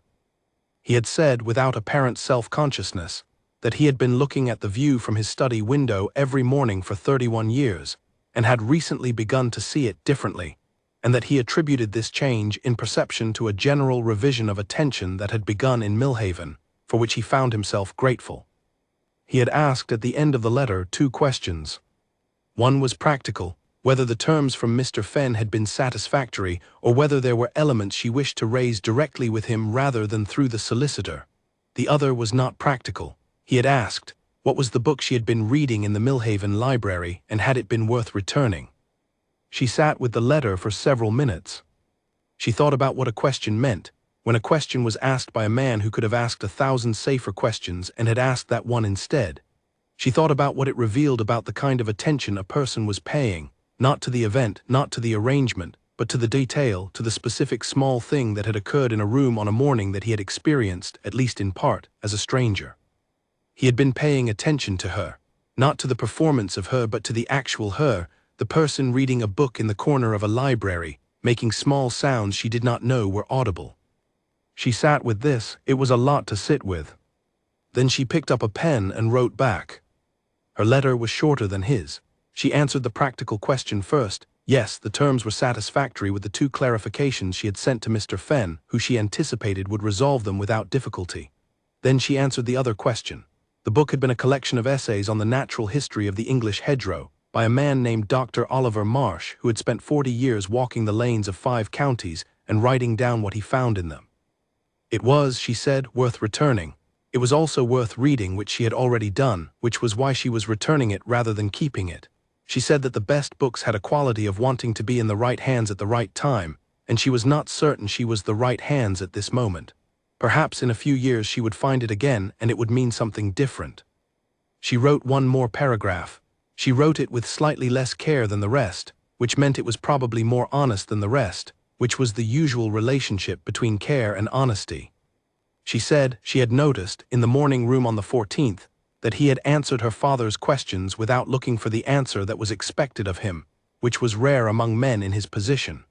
She had noticed that when she stated her condition about the finances, his first response had been to consider whether it was reasonable rather than to consider whether it was convenient.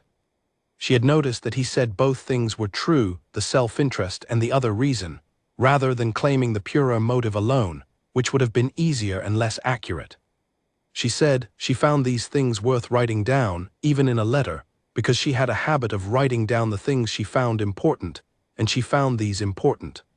She sealed the letter and sent it before she had the opportunity to reconsider any of it, which was the correct decision, though she spent approximately 20 minutes after it had gone being aware of every sentence she had written, and whether each one was the sentence she had meant to write. It was all of them, she had meant all of them. She went back to the library and picked up Margaret's letter again and finished reading it. The hat in the shop window on Tuesday was, Margaret reported, still in the shop window on Thursday, and she had decided this was a sign that it wanted to be purchased. Clara found this reasoning unconvincing, but understood the feeling behind it. Sometimes you found something you had not gone looking for, and the finding of it without looking was its own kind of argument for the finding. She closed Margaret's letter. She looked at the library shelves, which her grandfather had organized by subject in the way of a man who believed in subject before author or alphabet, and she thought about Dr. Oliver Marsh and his 40 years walking the lanes of 5 counties and recording what he found. She thought about the quality of attention that produced 40 years of walking and looking and writing things down, not the dramatic kind of attention, not the attention that arrived for special occasions, but the consistent, daily, undramatic kind. The kind that noticed a fruit seller's stall in a market square. The kind that read the spines of books in a library and brought a quality of genuine interest to it. The kind that sat against a garden wall and heard something that changed its understanding of its own situation, and went home and spent a sleepless night with it, and did the honest thing. Edward's second letter arrived on Wednesday. This one she read immediately without saving it. He said that Dr. Oliver Marsh sounded like exactly the kind of man whose company was worth 300 pages, and asked where she had found him. He said he agreed about the right hands and the right time, and added that he thought this applied to more things than books. He said that the 2 clarifications had been noted by Mr. Fenn and would be incorporated, and that Mr. Fenn had sent a brief note indicating that the revised terms would be final and agreeable within the week. Then he said he had spent Thursday afternoon thinking about the phrase she had used, the actual her, but he had been thinking about it in the different direction. He had been thinking about who he actually was when his name was not the first thing that entered a room with him, and whether that person was visible when the name was present. He said he did not yet know the answer and was finding the question interesting rather than alarming, which was, he suspected, a reasonable sign. He said he was looking forward to March. Clara read the letter twice. Then she set it on the writing table in the library, beside her grandfather's old inkwell, and looked at it for a while. She thought about brave and strange. She thought about the thing Lady Harwick had said in the drawing room, he is not what I expected, and what she had replied, and whether she still agreed with herself. She did. She thought she agreed with herself more actually on Wednesday than she had on Sunday. She was finding, as the days accumulated, that her assessment of the 14th was not softening with time in the way that some assessments softened into comforting revision. It was sharpening. The more she thought about it, the more she found in it that she considered good, and the more she found good in it, the more she found she was thinking about it. She picked up the pen. She wrote. She had found Dr. Oliver Marsh in a second-hand bookshop in Chester 3 years ago, in a pile of unsorted natural history with 2 books on top of him that she had not wanted and one underneath him that she had not been looking for. She agreed that this applied to more things than books. She said she was finding the letter correspondence useful in the manner of all genuinely useful things. It required more careful attention than a conversation, and therefore tended to produce, as a byproduct, a clearer understanding of what she actually thought rather than what she was inclined to say. She said she was also looking forward to March, which she was still mildly surprised to find she meant. She sealed that letter and did not spend 20 minutes being aware of its sentences. She had already said them honestly the first time, and there was nothing to revise. Outside the library window, November was beginning its work on the beech trees, taking the last leaves quietly, one small batch at a time. By December there would be nothing but structure and sky. She had always thought she preferred the trees in their summer fullness, when the light came through the leaves in that particular broken, shifting way of summer afternoons. She was revising this opinion. There was something in the bare structure of a tree in November, the clean lines of it, the actual shape of the thing, the architecture that the leaves had been concealing all year, that she was finding she preferred to know. The letters continued through November and into December. They arrived on Tuesdays and Fridays, more or less, with occasional deviation when the post was disrupted by weather or when one party had more to say on a particular Wednesday than could wait for Thursday. Edward's letters grew slightly longer as the weeks passed. Clara's remained precise, but the precision changed in quality. It became less the precision of a woman being careful and more the precision of a woman who simply preferred to say exactly what she meant, because that was how she thought, and she was no longer adjusting for an unknown audience. She noticed that his sentences had a rhythm to them that was different in letter than it was in speech. His spoken sentences were deliberate and economical. His written sentences allowed themselves more room, more subordinate clauses, more of the thing he was thinking on the way to the main point. She found she liked reading the things he was thinking on the way to the main point. They were often more interesting than the main point. He noticed that she returned to the same subjects from different angles, which was not inconsistency but depth. She had written about practicality in her first letter and returned to it in her fourth and her seventh, each time from a position that was related to the earlier position but not identical to it.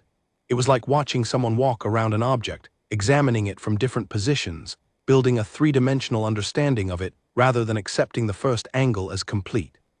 He was aware that he wanted to be in a room with her when she was doing this with a subject that interested her, to watch the process from the outside rather than only encountering its conclusions. He wrote this to her in his December letter. He said it in the straightforward way he was developing for things that were true and not complicated to say, even when they were the kind of true things that were also exposing.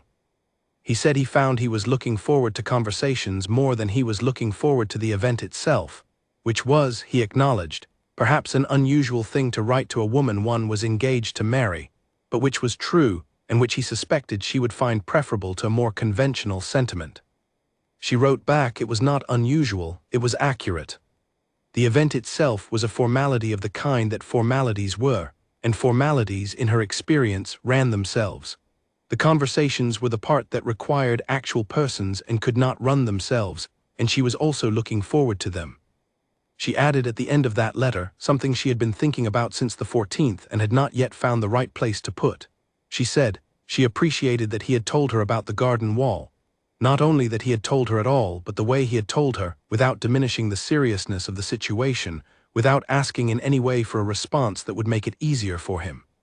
She said it was the only moment in the entire fortnight that had genuinely surprised her, because she had been expecting management, and there had been none. She sent the letter. She did not spend any time being aware of its sentences, because they were exactly what they were. His response to this letter arrived on a Friday. It was brief, which surprised her because Friday's letters were usually longer. He had written, "Thank you," and then, "You are the first person in a considerable time who has said something to me that I am going to need several days to finish absorbing."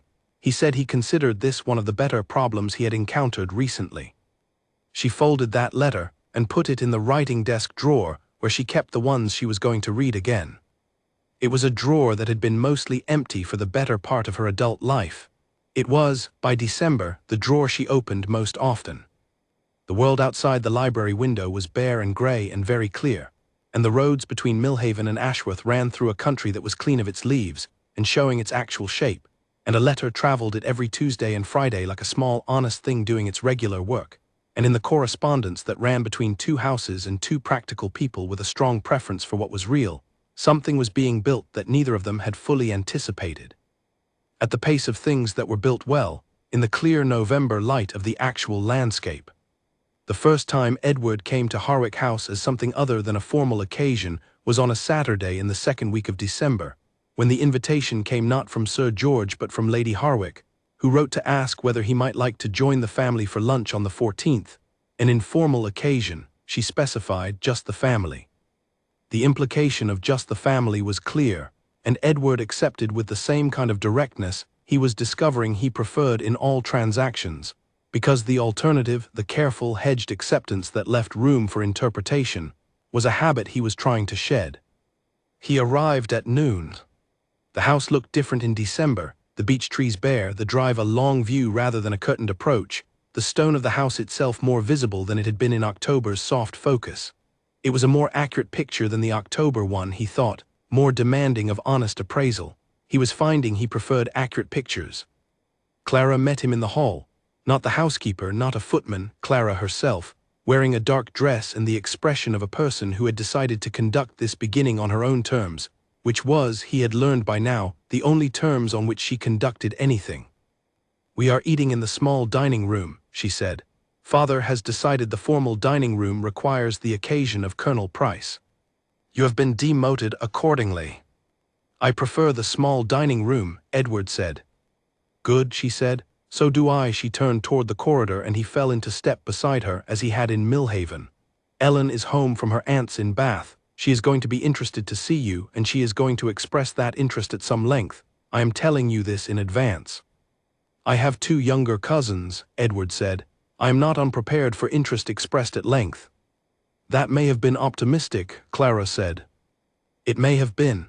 Ellen Harwick greeted Edward in the small dining room with the enthusiastic directness of a young woman who had been curious about him for 6 weeks and had found the waiting somewhat challenging. She asked him 3 questions in the first 4 minutes about Ashworth Park, about horses, she was interested in horses, and about whether he had been back to Millhaven since October. He answered all 3 with the same honest economy he brought to most conversations, and she appeared to find him satisfactory, which was something he found he cared about, because she was Clara's sister and Clara clearly cared about her. He noted this as information. Sir George was in his customary state at a non-formal meal, more relaxed than he was in formal company, more interested in what was being said than in how it was being received. He talked about his manufacturing concerns with the pleasure of a man who had built something from nothing, and found the subject genuinely interesting rather than merely boastful, which Edward respected. He asked Edward questions about estate management with the interest of a man who regarded all forms of large-scale practical management as related enterprises, regardless of their specific domain, which was an insight Edward thought was accurate and said so. Sir George appeared gratified, not at the agreement but at the directness of it. Lady Harwick managed the table with the practiced ease of a woman who had been managing family meals for 25 years, and found the task, if not exciting, at least reliably enjoyable. She addressed Edward once directly near the end of the meal, asking how long the journey from Ashworth took at this time of year in poor road conditions. He told her. She nodded and made a small note in the ledger she appeared to keep in her head of logistical information. He suspected that Lady Harwick's head contained a comprehensive administrative record of everyone she was connected to, organized by practical relevance. He found this admirable. After lunch, Sir George retired to his study with the particular contentment of a man who had earned an afternoon to himself. Lady Harwick and Ellen disappeared somewhere domestic. Edward and Clara were left in the sitting room that adjoined the small dining room, which contained 2 comfortable chairs and a fire, and a table with a chess set that had apparently been in mid-game for several days, the pieces in the concentrated positions of a game that was going to be interesting in its resolution. "Do you play?" Clara asked, looking at the board. "Not well," Edward said. "I know the rules and can manage the early game. I lose patience in the middle." "What happens in the middle?" "I choose the wrong thing to preserve," he said. "I hold on to positions that are comfortable rather than positions that are correct, and by the time I realize the distinction it is usually too late." Clara looked at him. The look had in it the quality he had learned to recognize as her thinking face, not blank, not performed, but genuinely processing. "That is an interesting thing to say about chess," she said. "It is probably true about other things as well," he said. "Yes," she said, "I suspected it was." She sat in one of the chairs and he sat in the other, which was where he had been going since he sat down, not because the chair was the nearest or the most convenient, but because it was the chair that allowed him to see her face. He noted that he had chosen it for this reason without being aware of deciding. He noted this with a mild internal acknowledgement that the middle game of his attention was already lost. "Ellen asked you about Millhaven," she said. "She did. What did you tell her?" "That I had found it better than I expected," he said, "which is what I told the innkeeper when he asked whether I had enjoyed the village, and which was true both times." Clara was quiet for a moment.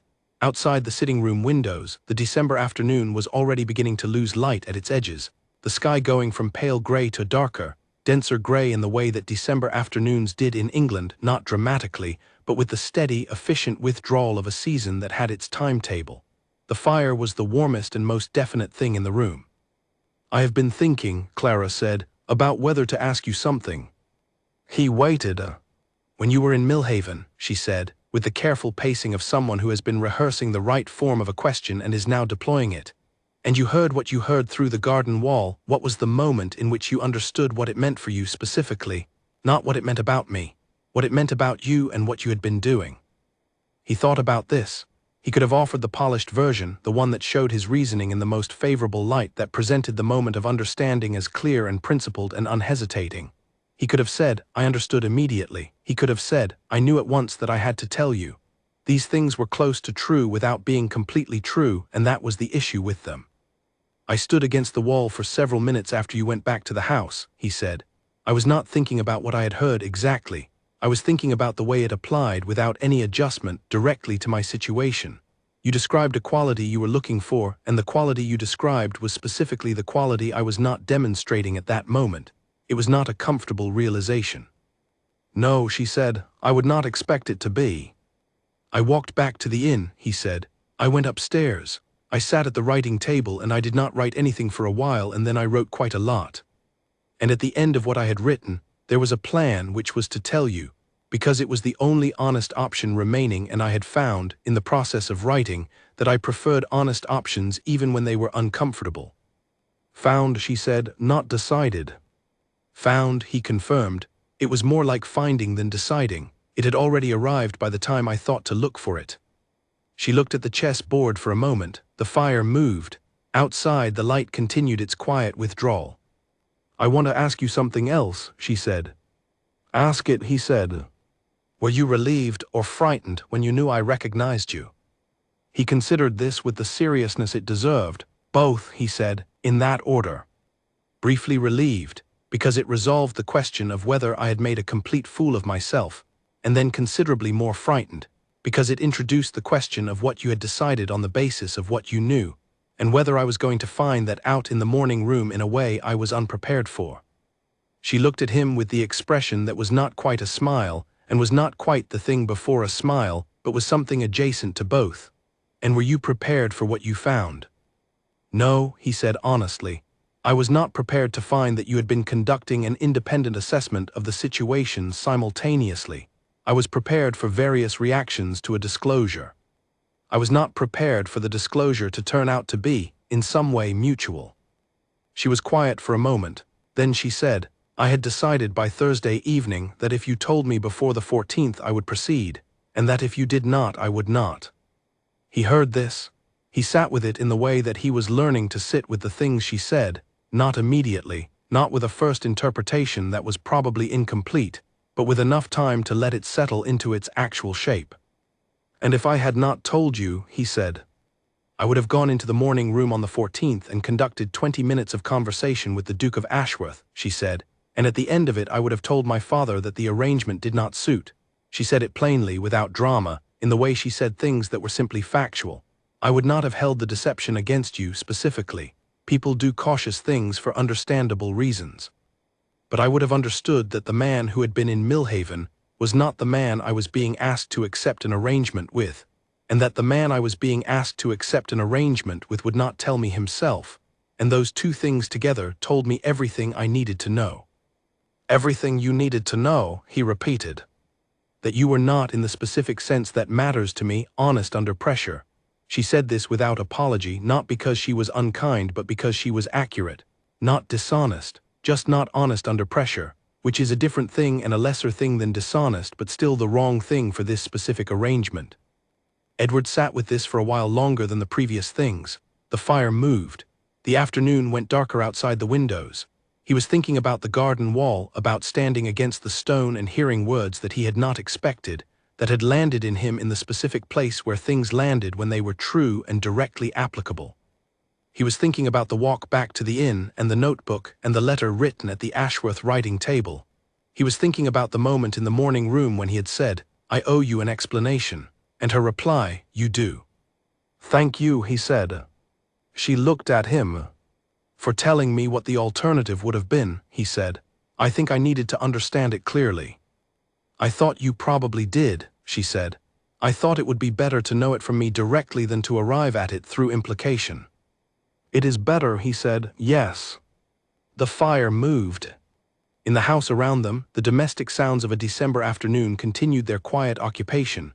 footsteps somewhere above, a door, the distant sound of Ellen in conversation with someone, the kitchen making its preparations for the early dinner that December's darkness demanded.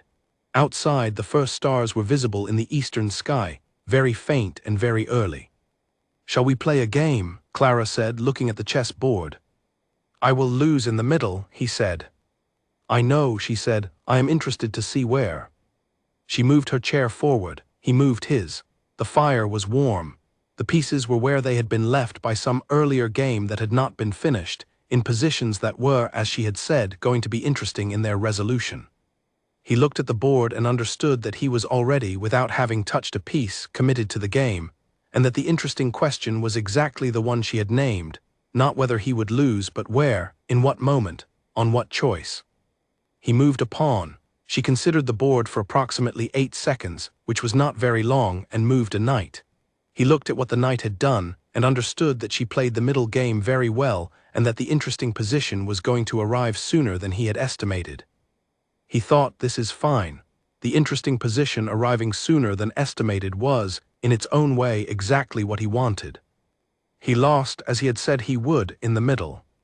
It occurred at the 23rd move, at which point he became aware of two simultaneous facts: that the queen he had been protecting for the past 8 moves was now in a position from which it could not be usefully deployed, because the board had changed around it while he was protecting it, and that he had seen the change coming 3 moves earlier and had made the wrong choice about what to address first. He sat back in his chair. "There," Clara said, not unkindly, the same even factual tone with which she said most things. "There," he agreed. "You protected the wrong thing," she said. "I did." He looked at the board. The error was clear in retrospect, the way errors were. "I thought I was being strategic. I was being comfortable. There is a move available to you," she said. "That loses the queen but opens the board considerably." He looked at it. She was right. There was a move that involved losing what he had spent the last several moves protecting, in exchange for a position that was genuinely better, if also genuinely exposed. "That is a very uncomfortable move," he said. "Yes," Clara said. "Correct moves often are." She said it with the same directness she had brought to everything else this afternoon, but with something in it that was not only about chess, and both of them understood that, and neither of them made a point of it because making a point of it would have been unnecessary. He made the move. The queen came off the board. He looked at what remained, not the comfortable, protected position he had been managing, but the actual board with its actual possibilities, open in a way that was also somewhat alarming. "Better," she said. "Yes," he said, "alarmingly so." She nodded once, in the way of someone whose hypothesis has been confirmed, and began considering her response. They played for another 40 minutes. He lost. He lost, however, in the late game rather than the middle, and in a position that was, by the measure of the earlier alternative, significantly better than the one he had been heading for. She noted this. He noted that she noted it. They ate an early dinner with the family, and the conversation ran easily through the subjects that the Harwick table produced, practical and warm and occasionally argued over, with Ellen providing a reliable level of velocity that kept everything moving. He drove back to Ashworth in the early evening dark with the lamps lit, and the road empty, and the fields on either side going blue-black under a sky that was clear and full of stars. He thought on the road home about the queen, about protecting the wrong thing and the uncomfortable move that opened the board, and what the board looked like when you stopped managing the comfortable position and began to work with the actual one. He thought about this as a proposition about chess and as a proposition about other things, and he found the two propositions difficult to separate, which he suspected was the point. He arrived at Ashworth at 9. Percy Holt met him in the hall with the quiet efficiency of a man who had been managing a large house for long enough to know that a man arriving home from a December evening at Harwick House required nothing more than confirmation that the fire was lit in the study and the evening mail was on the desk. Percy confirmed both things.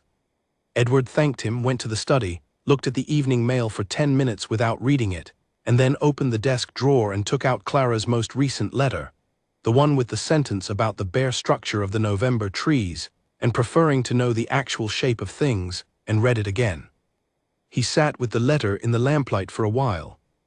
Then he put it back in the drawer, picked up his pen, and began the letter that would arrive at Harwick House on Tuesday, which would say, among other things, that he had made the uncomfortable move on the 23rd, and had lost the Queen, and that the board was considerably better for it, and that he was finding this applicable beyond chess at a rate that was beginning to feel significant. He said also at the end of the letter simply, "The house is going to be different." He meant Ashworth Park, and what it would mean for it to contain another person who was present in the way that Clara Harwick was present, who noticed things and said them, and made the actual shape of things visible by engaging with it rather than managing it. He meant this as an honest acknowledgement of what was coming, and what he found, in contemplating it, was not anxiety but something that felt considerably more like relief. He sealed the letter. He put it on the desk for Percy to dispatch in the morning. He looked at the fire for a while, and the lamplight on the books along the east wall, and the view through the dark window where the grounds of Ashworth Park lay invisible and present in the way of things that were always there whether you looked at them or not. He thought March was not very far away. He found, for the second time since October, and with a certainty that was considerably more settled than the first, that this was a good thing. January announced itself with a week of hard frost that came down on the Shropshire countryside and stayed, laying itself onto every surface, with the serious intention of a season that meant what it said. The roads between Millhaven and Ashworth were passable but demanding, and the letters that ran between them traveled more slowly, arriving in 3 days rather than 2, which had the unforeseen effect of making each one more deliberate than it might have been in kinder conditions. Edward's January letters were the longest he had written. He had found, a different letter writer in winter than he had been in autumn, less careful about the proportions of what he said, more inclined to follow a thought past the point where he would normally have concluded it, and see what was on the other side. Clara read this as a positive development which she told him. She said it in the precise way she told him most things, that she found his autumn letters measured and useful, and she found his winter letters interesting in a way that was different from useful, and in her opinion more revealing of what she actually wanted to know, which was not what he had concluded, but what he was in the process of concluding. He wrote back he was not accustomed to being observed in process. He had spent his adult life presenting conclusions. He was finding the adjustment both uncomfortable, and in some way he was still locating worthwhile. She replied, most worthwhile adjustments were initially uncomfortable, in her experience. She had found this a reliable rule. The frost broke in the second week of February, and the world emerged with the particular quality of a landscape that has been under pressure for a while, and finds itself released, muddy, irregular, deeply itself, with the first green things beginning to appear along the south-facing banks where the sun reached longest. Edward rode the Ashworth fields on a Tuesday morning that felt like a genuine preview of something, and came back to the house with the mud of the home park on his boots, and a quality of energy he had not felt in. He tried to date it, and found he could not, which was itself information. He wrote to Clara about the ride, not about the mud specifically, though he mentioned it. About the particular quality of February light after a long frost, and what the south fields looked like under it. He was writing more about Ashworth in his letters now. He had noticed more about the actual place, the specific geography of it, the way it looked in each season. He thought this was because he was seeing it with a different attention than he had brought to it for many years. The attention of a man who was going to be explaining it to someone, or rather, who was already in the process of showing it to someone through the imperfect instrument of language, and was finding the process of description changed what he noticed. Clara wrote about the Millhaven School. She had not mentioned it in the formal letters of the autumn, but it appeared in January and recurred in February. The committee she sat on, the specific problem of the roof repair that had been completed the previous spring, and had not, it now appeared, been completed as thoroughly as the contractor had indicated. She was managing the correspondence with the contractor herself, on behalf of the committee, which involved a series of letters that grew progressively more specific in their demands without becoming heated, which she described as the correct calibration for a dispute involving a man who would respond to heat by becoming defensive and to specificity by becoming correct. She said she found correspondence a useful instrument for this kind of thing. Edward found himself reading this paragraph 3 times. In March, the preparations for the wedding began to operate on their own schedule, requiring decisions that were both numerous and, in the scale of what the year contained, relatively minor. There were questions of flowers and guests and carriages, of which church and which date within March, of what constituted the appropriate size for an occasion that was both a genuine private event between two specific people and a social one with the specific social weight attached to a duke's wedding. Edward deferred to Clara on most of these questions, not passively. He had opinions, and said so when he did, but because Clara's sense of what the occasion should be was clearer and more considered than his own, and because her opinion on these matters was the one that mattered most to both of them. She chose the 22nd, as Mr. Fenn had suggested in October. She chose the church in Millhaven rather than the larger one in the neighboring town, because it was the church she knew and the church her family had attended for 30 years, and because it had, she said, sufficient character. She chose flowers that were available in March in England rather than expensive arrangements of out-of-season things brought from the south, which was a practical decision that was also, Edward thought, a deliberate one, an assertion of what the occasion actually was rather than what it might be made to appear. He wrote to tell her he agreed with this. She wrote back. She had not needed his agreement, but she was glad to have it anyway. He laughed when he read that. He laughed in the private, internal way that happened when something was true and also well expressed, and he sat at the Ashworth desk with the February letter in his hands and felt not happiness exactly, because happiness was a large and imprecise word, but something steadier and more specific. Something that he had been accumulating since October in the manner of things that accumulated without announcement.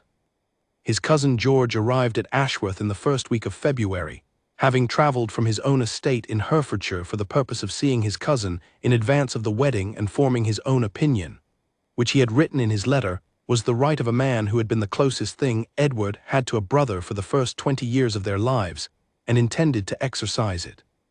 George Aldridge was 4 years older than Edward, broader and louder, with an honest and sometimes inconvenient directness that came from a good heart rather than any lack of tact. He and Edward ate dinner alone on the first evening and talked about the estate accounts and the Southfield drainage and the new appointment of a land agent that Edward had made in January, and then George put his fork down with the energy of a man who had been patient long enough. "Tell me about her," George said. "You have received the announcement," Edward said. "I have received the announcement," George confirmed. "The announcement told me her name and her father's occupation, and that she is 24 and that you are engaged to marry her. The announcement told me everything that would be in the announcement. I am asking you to tell me what is not in the announcement." Edward looked at him. George met the look with the patient, waiting expression of someone who had known him for 31 years, and understood that the time required to get direct answers from Edward Aldridge on personal matters was significantly longer than the time required on practical ones, and who was prepared to wait. "She is honest," Edward said.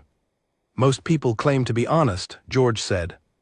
"She is honest in the specific way," Edward said, "of a person who has decided that honesty is not a virtue to be maintained in easy situations but a practice to be applied consistently, including in situations where it is inconvenient or exposing." He paused. "She told me in December what she would have done if I had not told her about the Millhaven situation. She told me without being asked. She told me because she thought I needed to understand it clearly, and she was right that I needed to understand it clearly." George was quiet for a moment. "What is the Millhaven situation?" Edward told him. He told him the whole of it, beginning to end, including the garden wall and the sleepless night and the letter and the morning room on the 14th and the chess game in December and what had been said about the Queen. George listened without interrupting, which was unusual for George, and his expression moved through several stages that Edward tracked. Initial surprise, then something more serious, then a long and thoughtful pause at the part about the garden wall, then a settling of expression that was the expression George wore when he had reached a conclusion he considered sound. "You told her," George said. "Yes, sir." "Before you were required to?" "Yes, sir." And she, George, appeared to be constructing the right question. She had already known for 2 days and said nothing. "She was waiting to see what I would do," Edward said. George picked up his fork again, then put it down again. "That is an extraordinary thing to discover about a person," he said. "It is," Edward agreed. That she was conducting her own, George shook his head, not in disapproval, but in the manner of a man trying to fit a new shape of information into an existing structure. She did not simply wait for your assessment, she was running her own. "In parallel," Edward said, "with more clarity about the conditions and outcomes than I had about mine, at least at the start." George looked at his plate for a moment. He had the expression of a man working through a geometrical problem and arriving at the answer.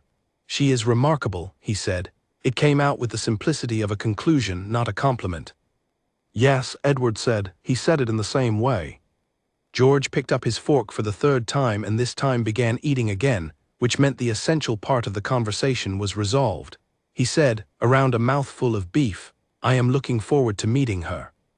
"She will assess you in approximately 20 minutes, Edward said. "Will she find me satisfactory?" Edward considered this honestly. "I think she will find you loud," he said, "and very direct, and that she will decide these qualities are on balance an asset rather than a liability. She tends toward that conclusion with people who are genuinely rather than performatively as they appear." George made a sound that was not quite offense and not quite pleasure and was probably both. He said, "That is a very specific prediction." "I have been corresponding with her for 3 months, Edward said. "I am beginning to form specific predictions." He said this with the ease of someone who had not, in October, been a person who formed specific predictions about other people's responses to things, and had become, in the intervening months, precisely that person, and found the change unremarkable in its accumulation but significant in its result. He thought about the letters in the drawer at Ashworth, Clara's letters, in their clear and direct hand, each one saying something he had read more than once and filed in the reliable category of things he was still absorbing. He thought about the process of becoming a person who read other people's letters with that quality of attention, and whether he had been that person before October or had become one, or whether the difference was not in the kind of person he was, but in the presence of a specific other person who made that attention available. He thought the answer was probably the third option. He thought this was the most interesting answer and also the most accurate. He thought about March. George, who had been eating his dinner with the complete application of a man who ate dinner with the same commitment he brought to everything else, said without looking up, "How does Ashworth feel to you now?" Edward looked at the room they were sitting in. The dining room at Ashworth was one of the 3 formal rooms on the ground floor, large, correctly proportioned, with a fireplace that worked well and a table that had seated 20 when it needed to. It was a room that was very correctly a room. It was well made and well maintained, and entirely without the quality of somewhere that was particularly lived in, particularly inhabited, particularly alive in the way that the Harwick small dining room was alive, with the residue of actual people actually using it for actual meals. "It is going to be different," he said. He had said this in the letter to Clara in December. He was saying it again now and meaning it, but meaning it differently, not as an observation about the future, but as something he was already partly in. George looked up. "Better different," Edward said. "I am not certain I was seeing it correctly before." George held his gaze for a moment. He had the expression of a man who was not going to say something sentimental about this, because neither of them was that kind of man, but who understood it fully and was registering it in the place where important things were registered. "No," George said, "I did not think you were." They finished dinner. The house was warm. Somewhere in the rooms above them, Percy Holt was conducting the quiet business of an evening, and the fire in the dining room moved with the deliberate motion of a fire that had been correctly built, and outside the windows of Ashworth Park, the February night lay over the south fields and the home wood and the lane that ran east toward Millhaven, where in a house with a library and a morning room and a small dining room that was better than the formal one, a woman was writing Tuesday's letter in the lamplight. With the clarity and directness of a person who had decided what was true and said it, and was doing so again, and would continue to do so, and had found in Edward Aldridge a person who was beginning, reliably and willingly, to do the same. The last letter before the wedding arrived on a Friday morning in the 3rd week of March, 5 days before the 22nd. It was shorter than the winter letters had been, 3 pages, brisk with the particular briskness of a person who had a great deal of other correspondence to manage, and had written this one in the time available rather than the time she might have preferred. She wrote about the preparations, which were in their final and most demanding phase. She wrote about Mrs. Fielding at the Millhaven Library, who had been informed of the wedding and had responded by selecting 3 books she considered appropriate wedding gifts and presenting all 3 to Clara with the information that she could keep any one of them and the other 2 were going back to the shelves where they belonged, which Clara said was the most characteristically Mrs. Fielding response she could have imagined, and therefore the one she valued most. She wrote about Ellen, who was managing her excitement with the same level of success she managed most of her internal states, which was to say not very successfully but with great warmth and good intention. At the end of the letter she wrote one paragraph that was different from the rest, in the way that certain of her paragraphs were different, less brisk, more considered, with the quality of something that had been thought about before being written rather than written as it came. She said she had been reading, the previous evening, the essay collection she had written about in her first letter, The Hedgerow Natural History, Dr. Marsh's 40 Years of Walking. She had found a passage she had not noticed on her first reading, which described the difference between looking at a landscape from a road and knowing a landscape from inside it. Dr. Marsh had written that a person traveling a road through country saw the shapes in the distance, but a person who had walked the field paths and the headlands and the lane margins knew a different thing entirely, not better necessarily but specific, the texture of the place rather than its outline. She said she had thought, reading it, about Millhaven, and about the road she had described the village from in October and the village she actually knew from inside. She said she thought the same distinction applied to people, and that she had found herself fortunate, in this particular arrangement, to have encountered both versions before deciding which one she was committing to, the outline and the texture, the road view and the field path.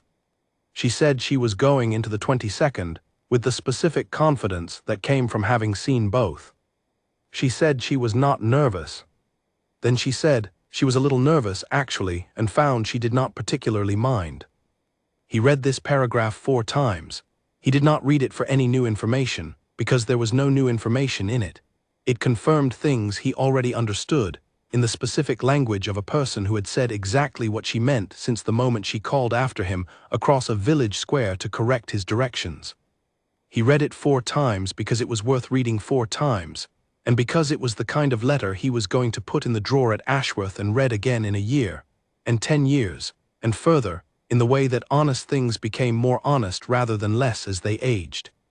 He wrote back that evening. He said he was also not nervous. He also said he was a little nervous, and he also did not mind for the same reason she did not mind, which was that nervousness was the correct response to something that mattered, and he found he was glad it mattered.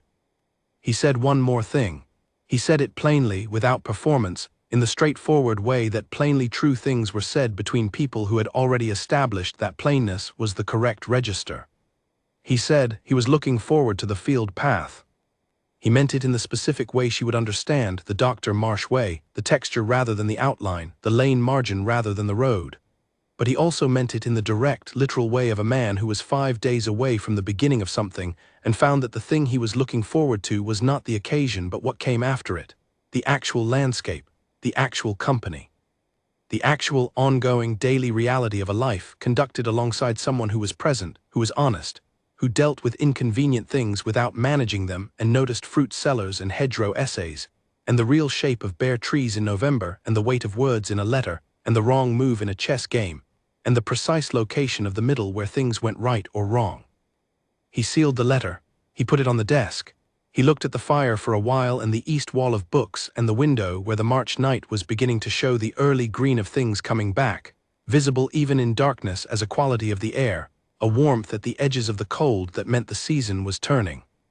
5 days. He went to bed early and slept well. The 22nd of March arrived the way important days arrived, not with any particular drama in the weather or the light, but with the ordinary, almost inconvenient clarity of a day that had simply come around on the calendar and was now inescapably here. The sky was pale and clean. The air had the thin, new quality of early spring, not warm yet, but no longer cold in the determined way of winter. Somewhere in the churchyard wall of the Millhaven church, something green and early was pushing through the stone, because things that intended to grow did not wait for the conditions to be perfect. They grew in the conditions available. Edward was dressed by 7. Percy had laid out his clothes the previous evening with the seriousness of a man who understood that the quality of the morning depended on the absence of any logistical surprise, and Edward had found everything arranged with Percy's characteristic exactness, every button accounted for, every detail in its correct relation to every other detail. He dressed without hurry. He was not the kind of man who hurried on mornings when hurrying would produce no useful result, and the church was in Millhaven, and Millhaven was a comfortable distance from Ashworth at a comfortable pace. He ate breakfast alone in the small sitting room off the kitchen, which was not the formal breakfast room but was the room he had used for breakfast since discovering it in January when he had come down early one morning and found it warm and practical and facing east. Agnes Crane would have described the small sitting room at the Crown in similar terms. He noticed the similarity as he ate his eggs and thought it was the kind of thing a person only noticed once their attention was running differently. George arrived in the hall at 8 o'clock with his wife Catherine, who had travelled from Herefordshire the previous day and was a small, capable woman who said little but absorbed everything, and who had met Clara briefly at a lunch in February and returned with the verdict, delivered to George in the carriage home, that Edward had made an extremely sound decision, and that if he had managed to make it without the assistance of any member of the family, that was perhaps even more impressive. George had told Edward this. Edward had been unreasonably pleased by it. They drove to Millhaven together, the three of them in Edward's carriage, talking about things that were not the wedding, the February frost, the Herefordshire property, a shared acquaintance who had recently made a very public error in his estate management. This was the right way to pass the journey. Edward was aware of the church in his mind, the way you were aware of a destination without needing to announce it, and he let the conversation run its course and watched the road and the hedgerows and the country that was beginning, incrementally, to be recognizably spring. Millhaven appeared at the end of the road in the way it always appeared, modest and genuine, with the market square quiet at this hour and the oak tree in its early green, the leaves just beginning to fill in with the first tentative growth of the season. He had been here 4 times since October. He knew the road and the post office and the library and the lane behind the Harwick estate where a garden wall ran along a path that he would not walk again, or would not walk again the same way, because the same path was different once you knew what it had meant. The church was already open when they arrived. It was a small church by any standard Norman tower, nave that held perhaps 70 people comfortably, the interior plain and old in the way of English country churches that had been used continuously for so many centuries that they had worn themselves into something beyond decoration. The flowers were cream and pale green, arranged with the practical taste of someone who had chosen them to be beautiful rather than impressive. 2 women from the village were speaking quietly near the door. Mr. Fenn was near the front, consulting a piece of paper. Colonel Price had arrived and was examining the nearest stained glass window with the thoroughness of a man who was interested in history and had time to exercise the interest. George's cousin on his mother's side, a tall woman named Mrs. Eleanor Stanton, had made the journey from London specifically for this occasion, and was talking with Lady Harwick near the aisle with the animated quality of 2 women who were finding each other interesting. Edward noted this. He was noting many things. The attention he had been developing since October was operating with particular clarity this morning, not the managed attention of someone performing awareness, but the actual ongoing quality of a person who was fully in the room they were in and finding the room worth being in. He spoke to Mr. Fenn briefly. He spoke to Colonel Price, who had opinions about the Norman Tower's construction date that were detailed and confident.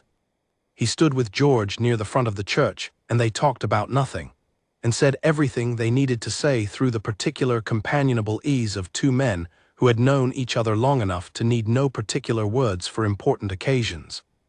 The church filled slowly, in the way that churches filled for weddings in country towns, people arriving in small groups, finding their places, the hum of quiet conversation accumulating until the interior was full of people and warmth, and the specific quality of an occasion that everyone present understood the weight of and was here for willingly. Edward stood at the front and did not turn to watch the door. He thought about the morning room on the 14th of October. He thought about the fire and the light through the windows, and Clara sitting in the chair with her hands folded in her lap, and the expression of a woman who had known what she was looking at since Thursday and was waiting to see what it would do. He thought about what it had felt like to say, "I owe you an explanation." He thought about what it had felt like to mean it completely without management, with the full and irreversible quality of something said honestly in the hearing of someone who would hold you to it. He thought about the field path, the texture rather than the outline, the lane margin rather than the road. The organ began. He did not look at the door immediately. He gave himself 3 more seconds of the interior, the flowers, the light through the old glass falling in muted colors on the stone, the quiet that had descended when the organ started, and then he turned. She was at the back of the church on Sir George's arm, moving with the same quality he had first noticed in the market square, not slow, not hurried, simply intentional.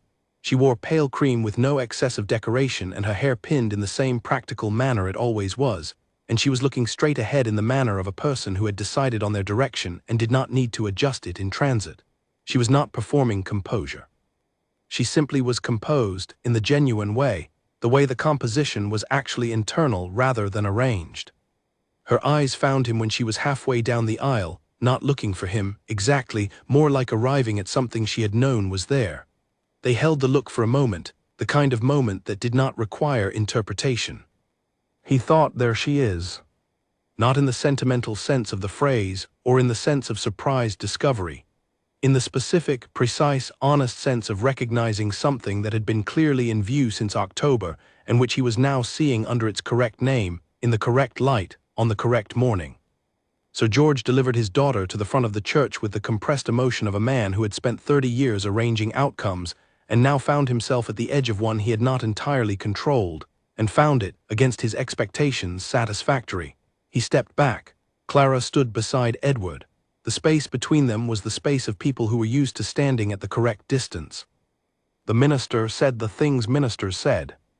The words were old and had been said in this church, in various configurations and over several centuries, enough times that they had acquired a quality of groundedness. They were worn smooth by use, not emptied by it, the way certain stones near the church door were worn by centuries of feet, and were for that reason more beautiful than stones that had not been used. Edward said what he was asked to say and meant each word in the plain and specific sense of meaning a word, as an honest account of an intention made in front of people who would remember it, in the hearing of a person who would hold him to it.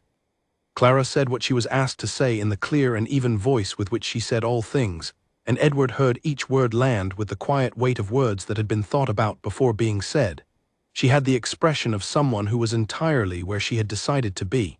He had not expected anything less, and found he was nevertheless moved by it. The ring was a narrow band of gold, plain, which had been her choice when he had presented several options in February.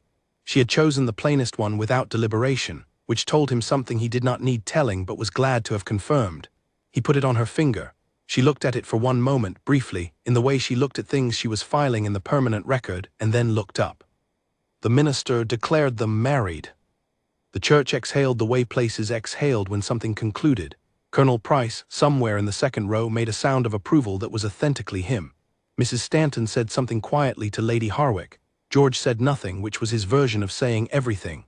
Ellen, in the row beside her mother, produced a handkerchief in the manner of a person who had been prepared, and then found she needed the preparation, which was the honest response. Edward and Clara walked back down the aisle in the way that people walked when they had just done something they had decided to do, and were now moving toward its consequences. She took his arm in the same practical, undemonstrative way she did most things, and beside her he was, for the first time in the morning, fully aware of the pace of his own breathing, which was the steady pace of a man who had arrived somewhere he intended to be. Outside the church, the March air was cool and direct, and the light was the specific light of late morning in early spring, thin and clear without the softness that summer would bring. The beech trees along the churchyard wall were in their earliest leaf, the first color coming in, the pale sharp green that lasted only a week before it deepened and settled. He had been looking at autumn beech trees when he first arrived at Harwick House in October. He was looking at spring ones now. The progression from one to the other had contained, he thought, more than he had expected to find in it. People came out of the church in the pleasant, unhurried way of people who had been inside for a ceremony and were relieved to be in the air again. Conversation started up around them. George came forward and shook Edward's hand with a completeness that expressed more than a handshake usually contained, and then turned to Clara with the direct warmth of someone who had been told things about a person, and found the person better than the telling, which he said, straightforwardly, because George was not a man who kept straightforward things to himself. Clara responded with the direct warmth she brought to people she had decided she liked, which George had apparently made the threshold of in the approximately 14 minutes he had been in her company, which Edward was not surprised by and was nevertheless pleased by. Ellen arrived next to her sister with the energy of someone who had been waiting for the proceedings to conclude so she could be fully herself again, and said several things at once, only some of which were addressable. Clara addressed the addressable ones and let the rest go with the affectionate practicality of a woman who had been managing her sister's enthusiasm since childhood and found it, on balance, one of the better features of her life. The morning moved. The wedding party walked the short distance from the church to Harwick House for the wedding breakfast, which Lady Harwick had organized with the same comprehensive efficiency she brought to all domestic occasions, resulting in a table that was generous without being excessive and a room that was warm without being crowded. The conversation ran across the table in the way that conversation ran when the people present were genuine rather than assembled, and the food was what good food was at a wedding breakfast, not remarkable, but good and ample, and served with the confidence of a kitchen that knew its work. Edward ate beside his wife. The word arrived in his thinking with a precision that was still unfamiliar, but was becoming, with use, comfortable. He was aware of her presence at his left, the occasional touch of her arm, the specific quality of the conversation she was having with Mrs. Stanton across the table about the London theatre, which was proceeding with the mutual recognition of two people who were each accustomed to being the most observant person in a conversation, and had found in each other a match. He was aware of the room around him, the people in it, the flowers, the light through the windows of the Harwick House dining room where he had eaten for the first time in December, the faces of people he was beginning to know as the actual people they were rather than the people they appeared to be from a formal distance. He was aware of the difference between the distance he had been operating from before October and the one he was operating from now. The distance had been comfortable, it had been familiar, it had been, as he had thought in December watching a chess game, the wrong thing to protect. He looked at Clara. She was laughing at something Mrs. Stanton had said, and the laugh was the same one he had heard from across a market square on a cold October morning, not performed, not adjusted, simply present, belonging fully to the moment it occurred in. She caught his look briefly, and something passed between them that required no interpretation because it did not need to be interpreted, it only needed to be received. He received it. He picked up his glass. George, on his other side, was talking with Sir George about the spring drainage problem on the south road between their properties, and the conversation was practical and genuine and going in a useful direction, and Edward let it proceed and sat for a moment simply in the room, with the morning light and the flowers and the faces and the warmth of people present for an honest occasion, and was aware of something he could only describe as gratitude. Not for what had been arranged, for what had been found, there was a difference. After the breakfast, in the middle of the afternoon, when the formal part of the occasion had resolved into the looser, more companionable form that gatherings took when the event was over and the people remained, Edward found himself standing near the bookshelves in the Harwick House library. He had not gone there on purpose. He had simply followed the logic of where his feet went when a room was occupied, and he wanted a moment of quiet, and the logic had brought him here, as it had brought him to libraries before. Clara appeared in the doorway. She looked at him with the expression of a woman who was mildly unsurprised to find him in the library and found the predictability of this agreeable. "Colonel Price is explaining the Roman road network of Shropshire to your cousin George," she said. "George appears to be managing better than expected." "George has good stamina," Edward said. She came into the library and stood beside him at the shelves. She was looking at the spines with the same quality of attention she had brought to the Millhaven library in October, and he was looking at her looking at them, and neither of them said anything for a moment, which was a comfortable silence of the specific kind that comfortable silences became when they had been accumulating between two people over a sufficient number of months. "Dr. Marsh is on the second shelf," she said, "third from the left." He found it. It was a small book, well used, with the slightly faded spine of something that had been read more than once. He took it out and looked at the cover and put it back. "You should take it," she said. "When we go to Ashworth next week, I would like to see what you make of the hedgerow section." "You said it should be in the right hands at the right time," he said. "I said I was not certain I was the right hands at that moment," she said. "I did not say I would not be later, and I think the right time may be different hands for different sections." She glanced at him.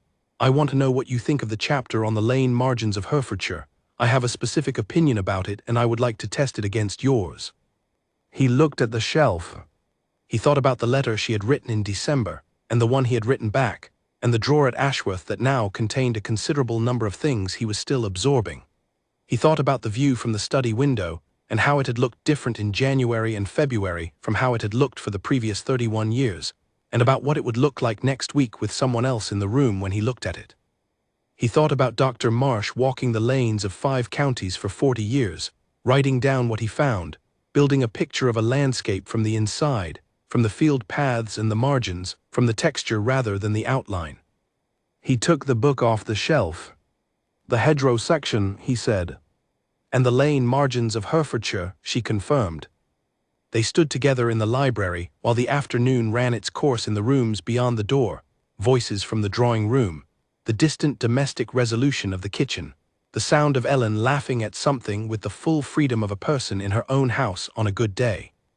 Outside the library windows, the March light was going gold at the edges in the way of late afternoon in early spring, and the beech trees in the garden were in their first pale green, and the village of Millhaven was its ordinary self on the other side of the wall, going about its Thursday with the steady indifference of places that existed before particular events and would exist after them, holding their histories with equal patience, the road sign still incorrect on the North Lane.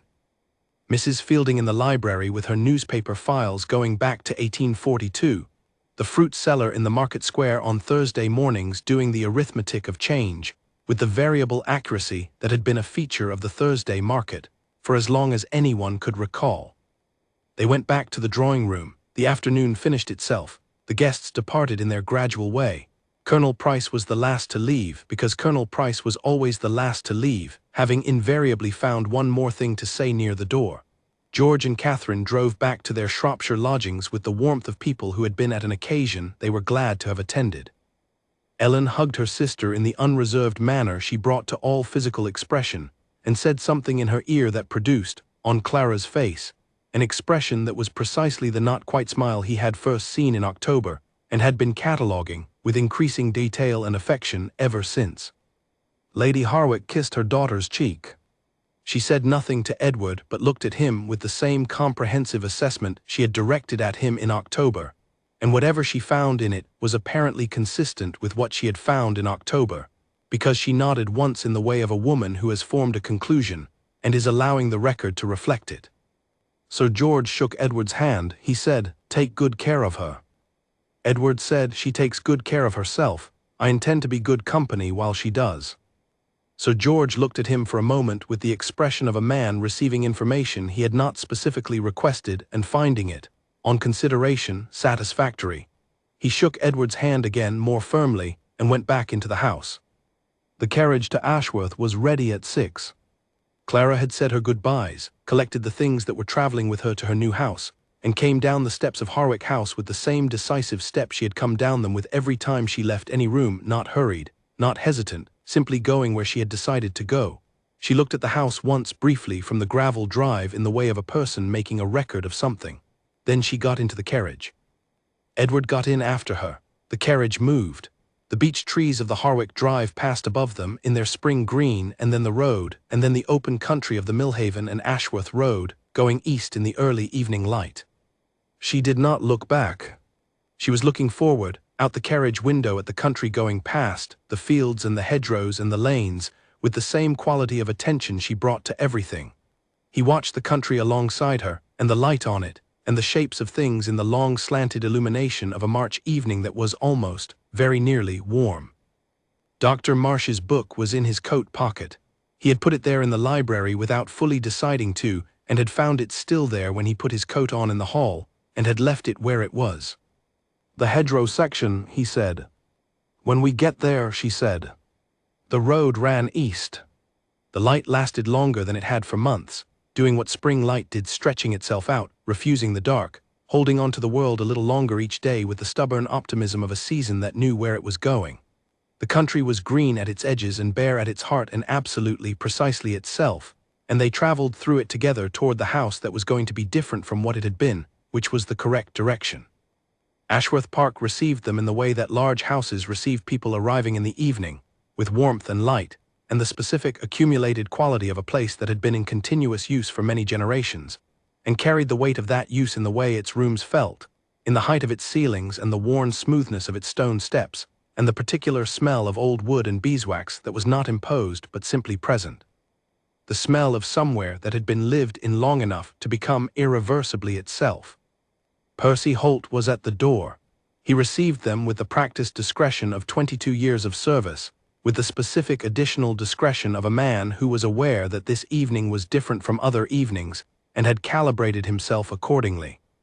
The household staff had arranged themselves in the hall with the formal welcome that tradition required, and Clara accepted with the same direct, unself-conscious attention she brought to everything, making actual eye contact with each person, saying each name when she had heard it, with no performance of graciousness but with genuine interest, which was better. The housekeeper, Mrs. Agnes Collin, a Shropshire woman of 50 who had run Ashworth Park since Edward's father's time, looked at Clara with the assessment of a woman who had been running a house for a duke for 20 years, and had formed in approximately 45 seconds a comprehensive opinion. The opinion was favorable. Edward could tell this from the way Mrs. Collin's expression settled, not into warmth, exactly, but into the specific quality of professional satisfaction that occurred when a person of good judgment encountered someone they could work with.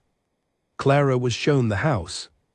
This had been Percy's arrangement, a brief and practical tour of the ground floor rooms before dinner, which Clara had requested in one of her February letters with the characteristic directness of someone who believed that understanding your environment was a prerequisite for operating effectively in it.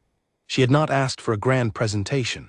She had asked for a walking tour with whoever knew the rooms best, which Percy had taken to mean himself, and had been correct to take to mean himself. Edward followed at a slight distance. He did not accompany them exactly. This was Clara's process, conducted at her pace, and inserting himself would have been like standing in front of someone who was reading. He stayed near enough to be present and far enough to be absent from the active part of it, and he watched Clara move through the rooms of his house with the attentive, methodical quality of a person doing a useful thing.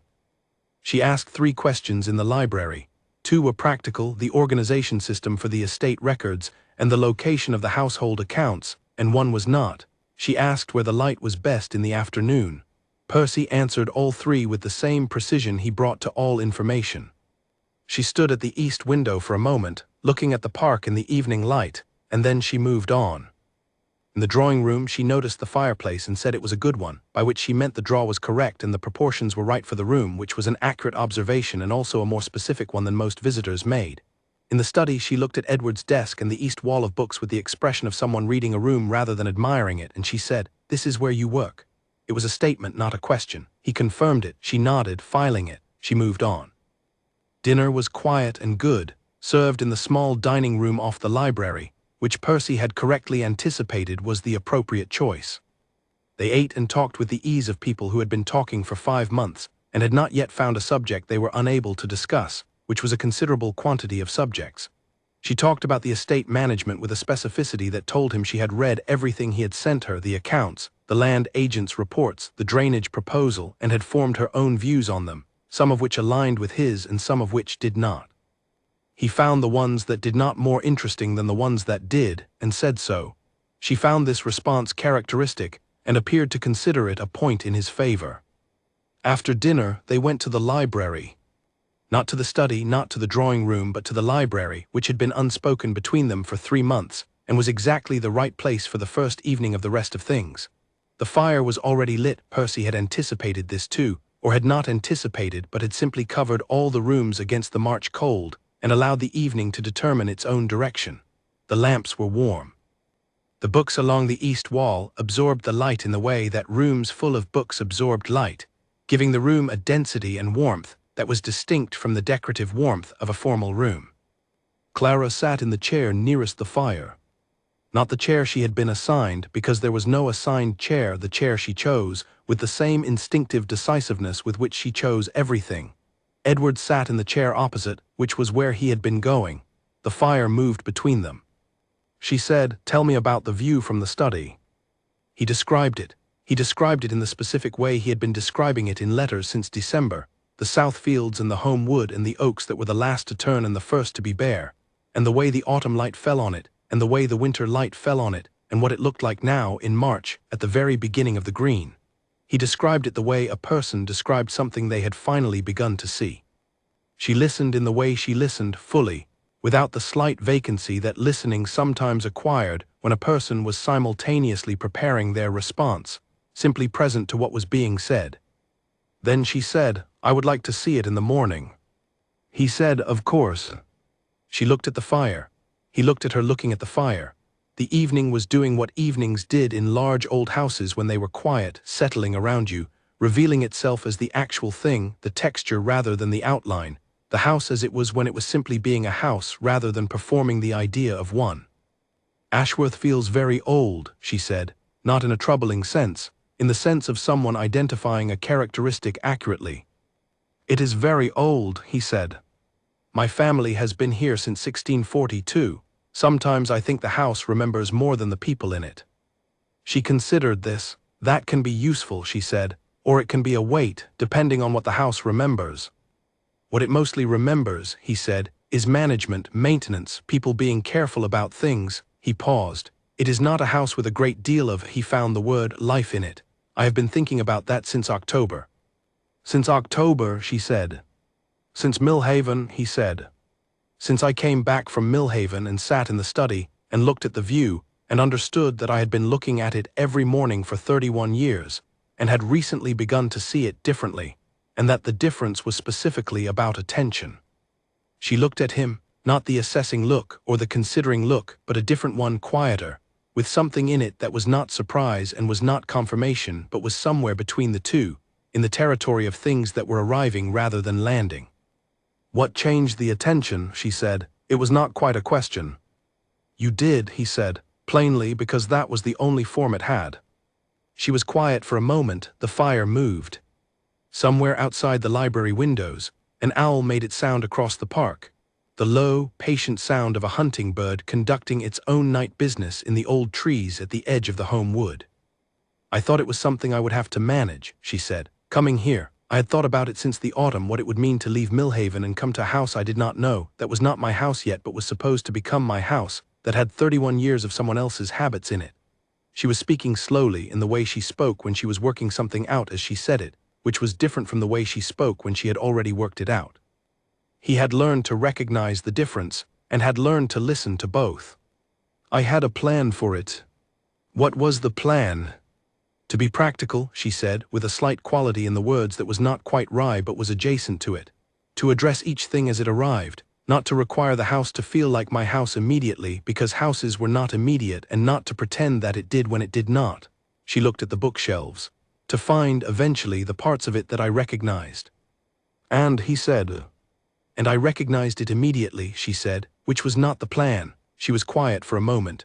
The library, the small dining room, the view of the park from the carriage when we arrived, the way it looked in the evening light, the proportion of the house against the sky, the quality of the silence. She looked at the fire. It is a house that has been very well cared for and not very well inhabited. Those are not the same thing. No, he said, they are not. The caring for will continue, she said. The inhabiting is going to change. She said it with the straightforward confidence of someone making an accurate observation about a situation they were going to address. And he heard in it exactly what it was, not a declaration or a challenge, but a plain description of what was going to happen, given who she was and given what she had come here to do. And it was the most useful and honest and genuinely comforting thing anyone had said to him about Ashworth in his memory, which was a considerable amount of memory.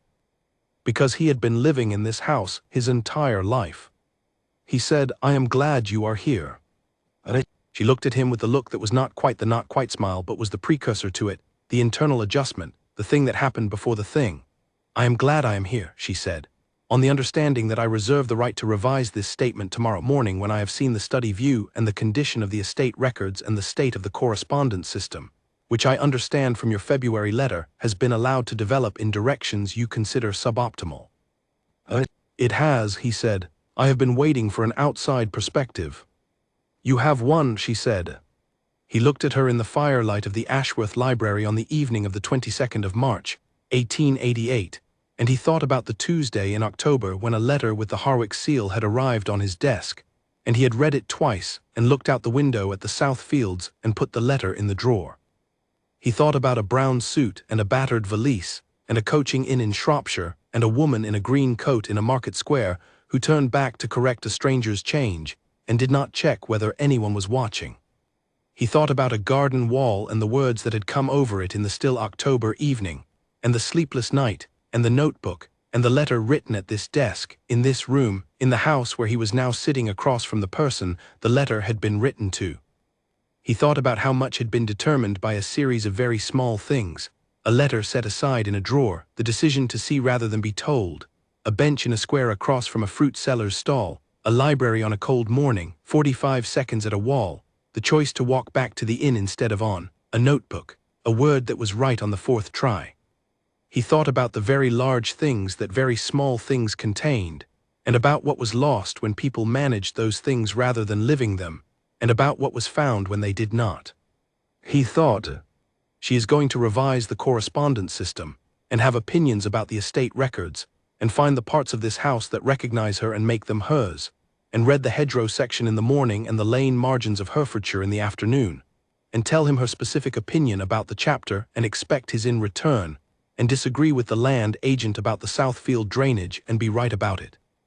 And manage a school committee from a distance, and write 3 increasingly specific letters to a contractor about the definition of the word complete, and come to know this house from the inside, from the field paths and the margins, from the texture rather than the outline. He thought, she is going to be entirely and exactly herself here in this house, and the house is going to be different for it, and the different is going to be better, and he was not going to protect the wrong thing. He did not say any of this. He did not need to say it, because she was sitting across from him with the quality of someone who had already understood most of it, and was prepared to find out the rest in the process of finding it out. He picked up Dr. Marsh from the table where he had set it when they came into the library, and he looked at the cover. "Hedgerow section," he said. "You can read it tonight," she said. "I will start from the lane margins." He opened the book. She held out her hand and he gave her the back half, at the chapter he had not read. They sat on opposite sides of the fire, each with half of Dr. Marsh's 40 years, in the library of Ashworth Park on the first night of things that had been 41 years in the making. The fire moved. The owl hunted the home wood in the patient, thorough way of things that knew their ground. Outside the long windows, the park lay under the spring stars in its new green and its old stone, and the view from the study was there in the dark waiting for the morning, and March was doing what March did in the final days of its season, holding on to the cold enough to make the warmth worth noticing, the way that contrast made things visible. 41 years. Friends would say, consistently and through the decades that followed, that the Duchess always seemed to be mildly ahead of the Duke in any given conversation, and that he appeared entirely content with the arrangement. They were right about both things. The friends who knew them well enough to say more than this would add that it was not the kind of ahead that left anyone behind. It was the kind that moved in the same direction, at a pace that meant both of them were always going somewhere worth going. The correspondence system at Ashworth was revised in April.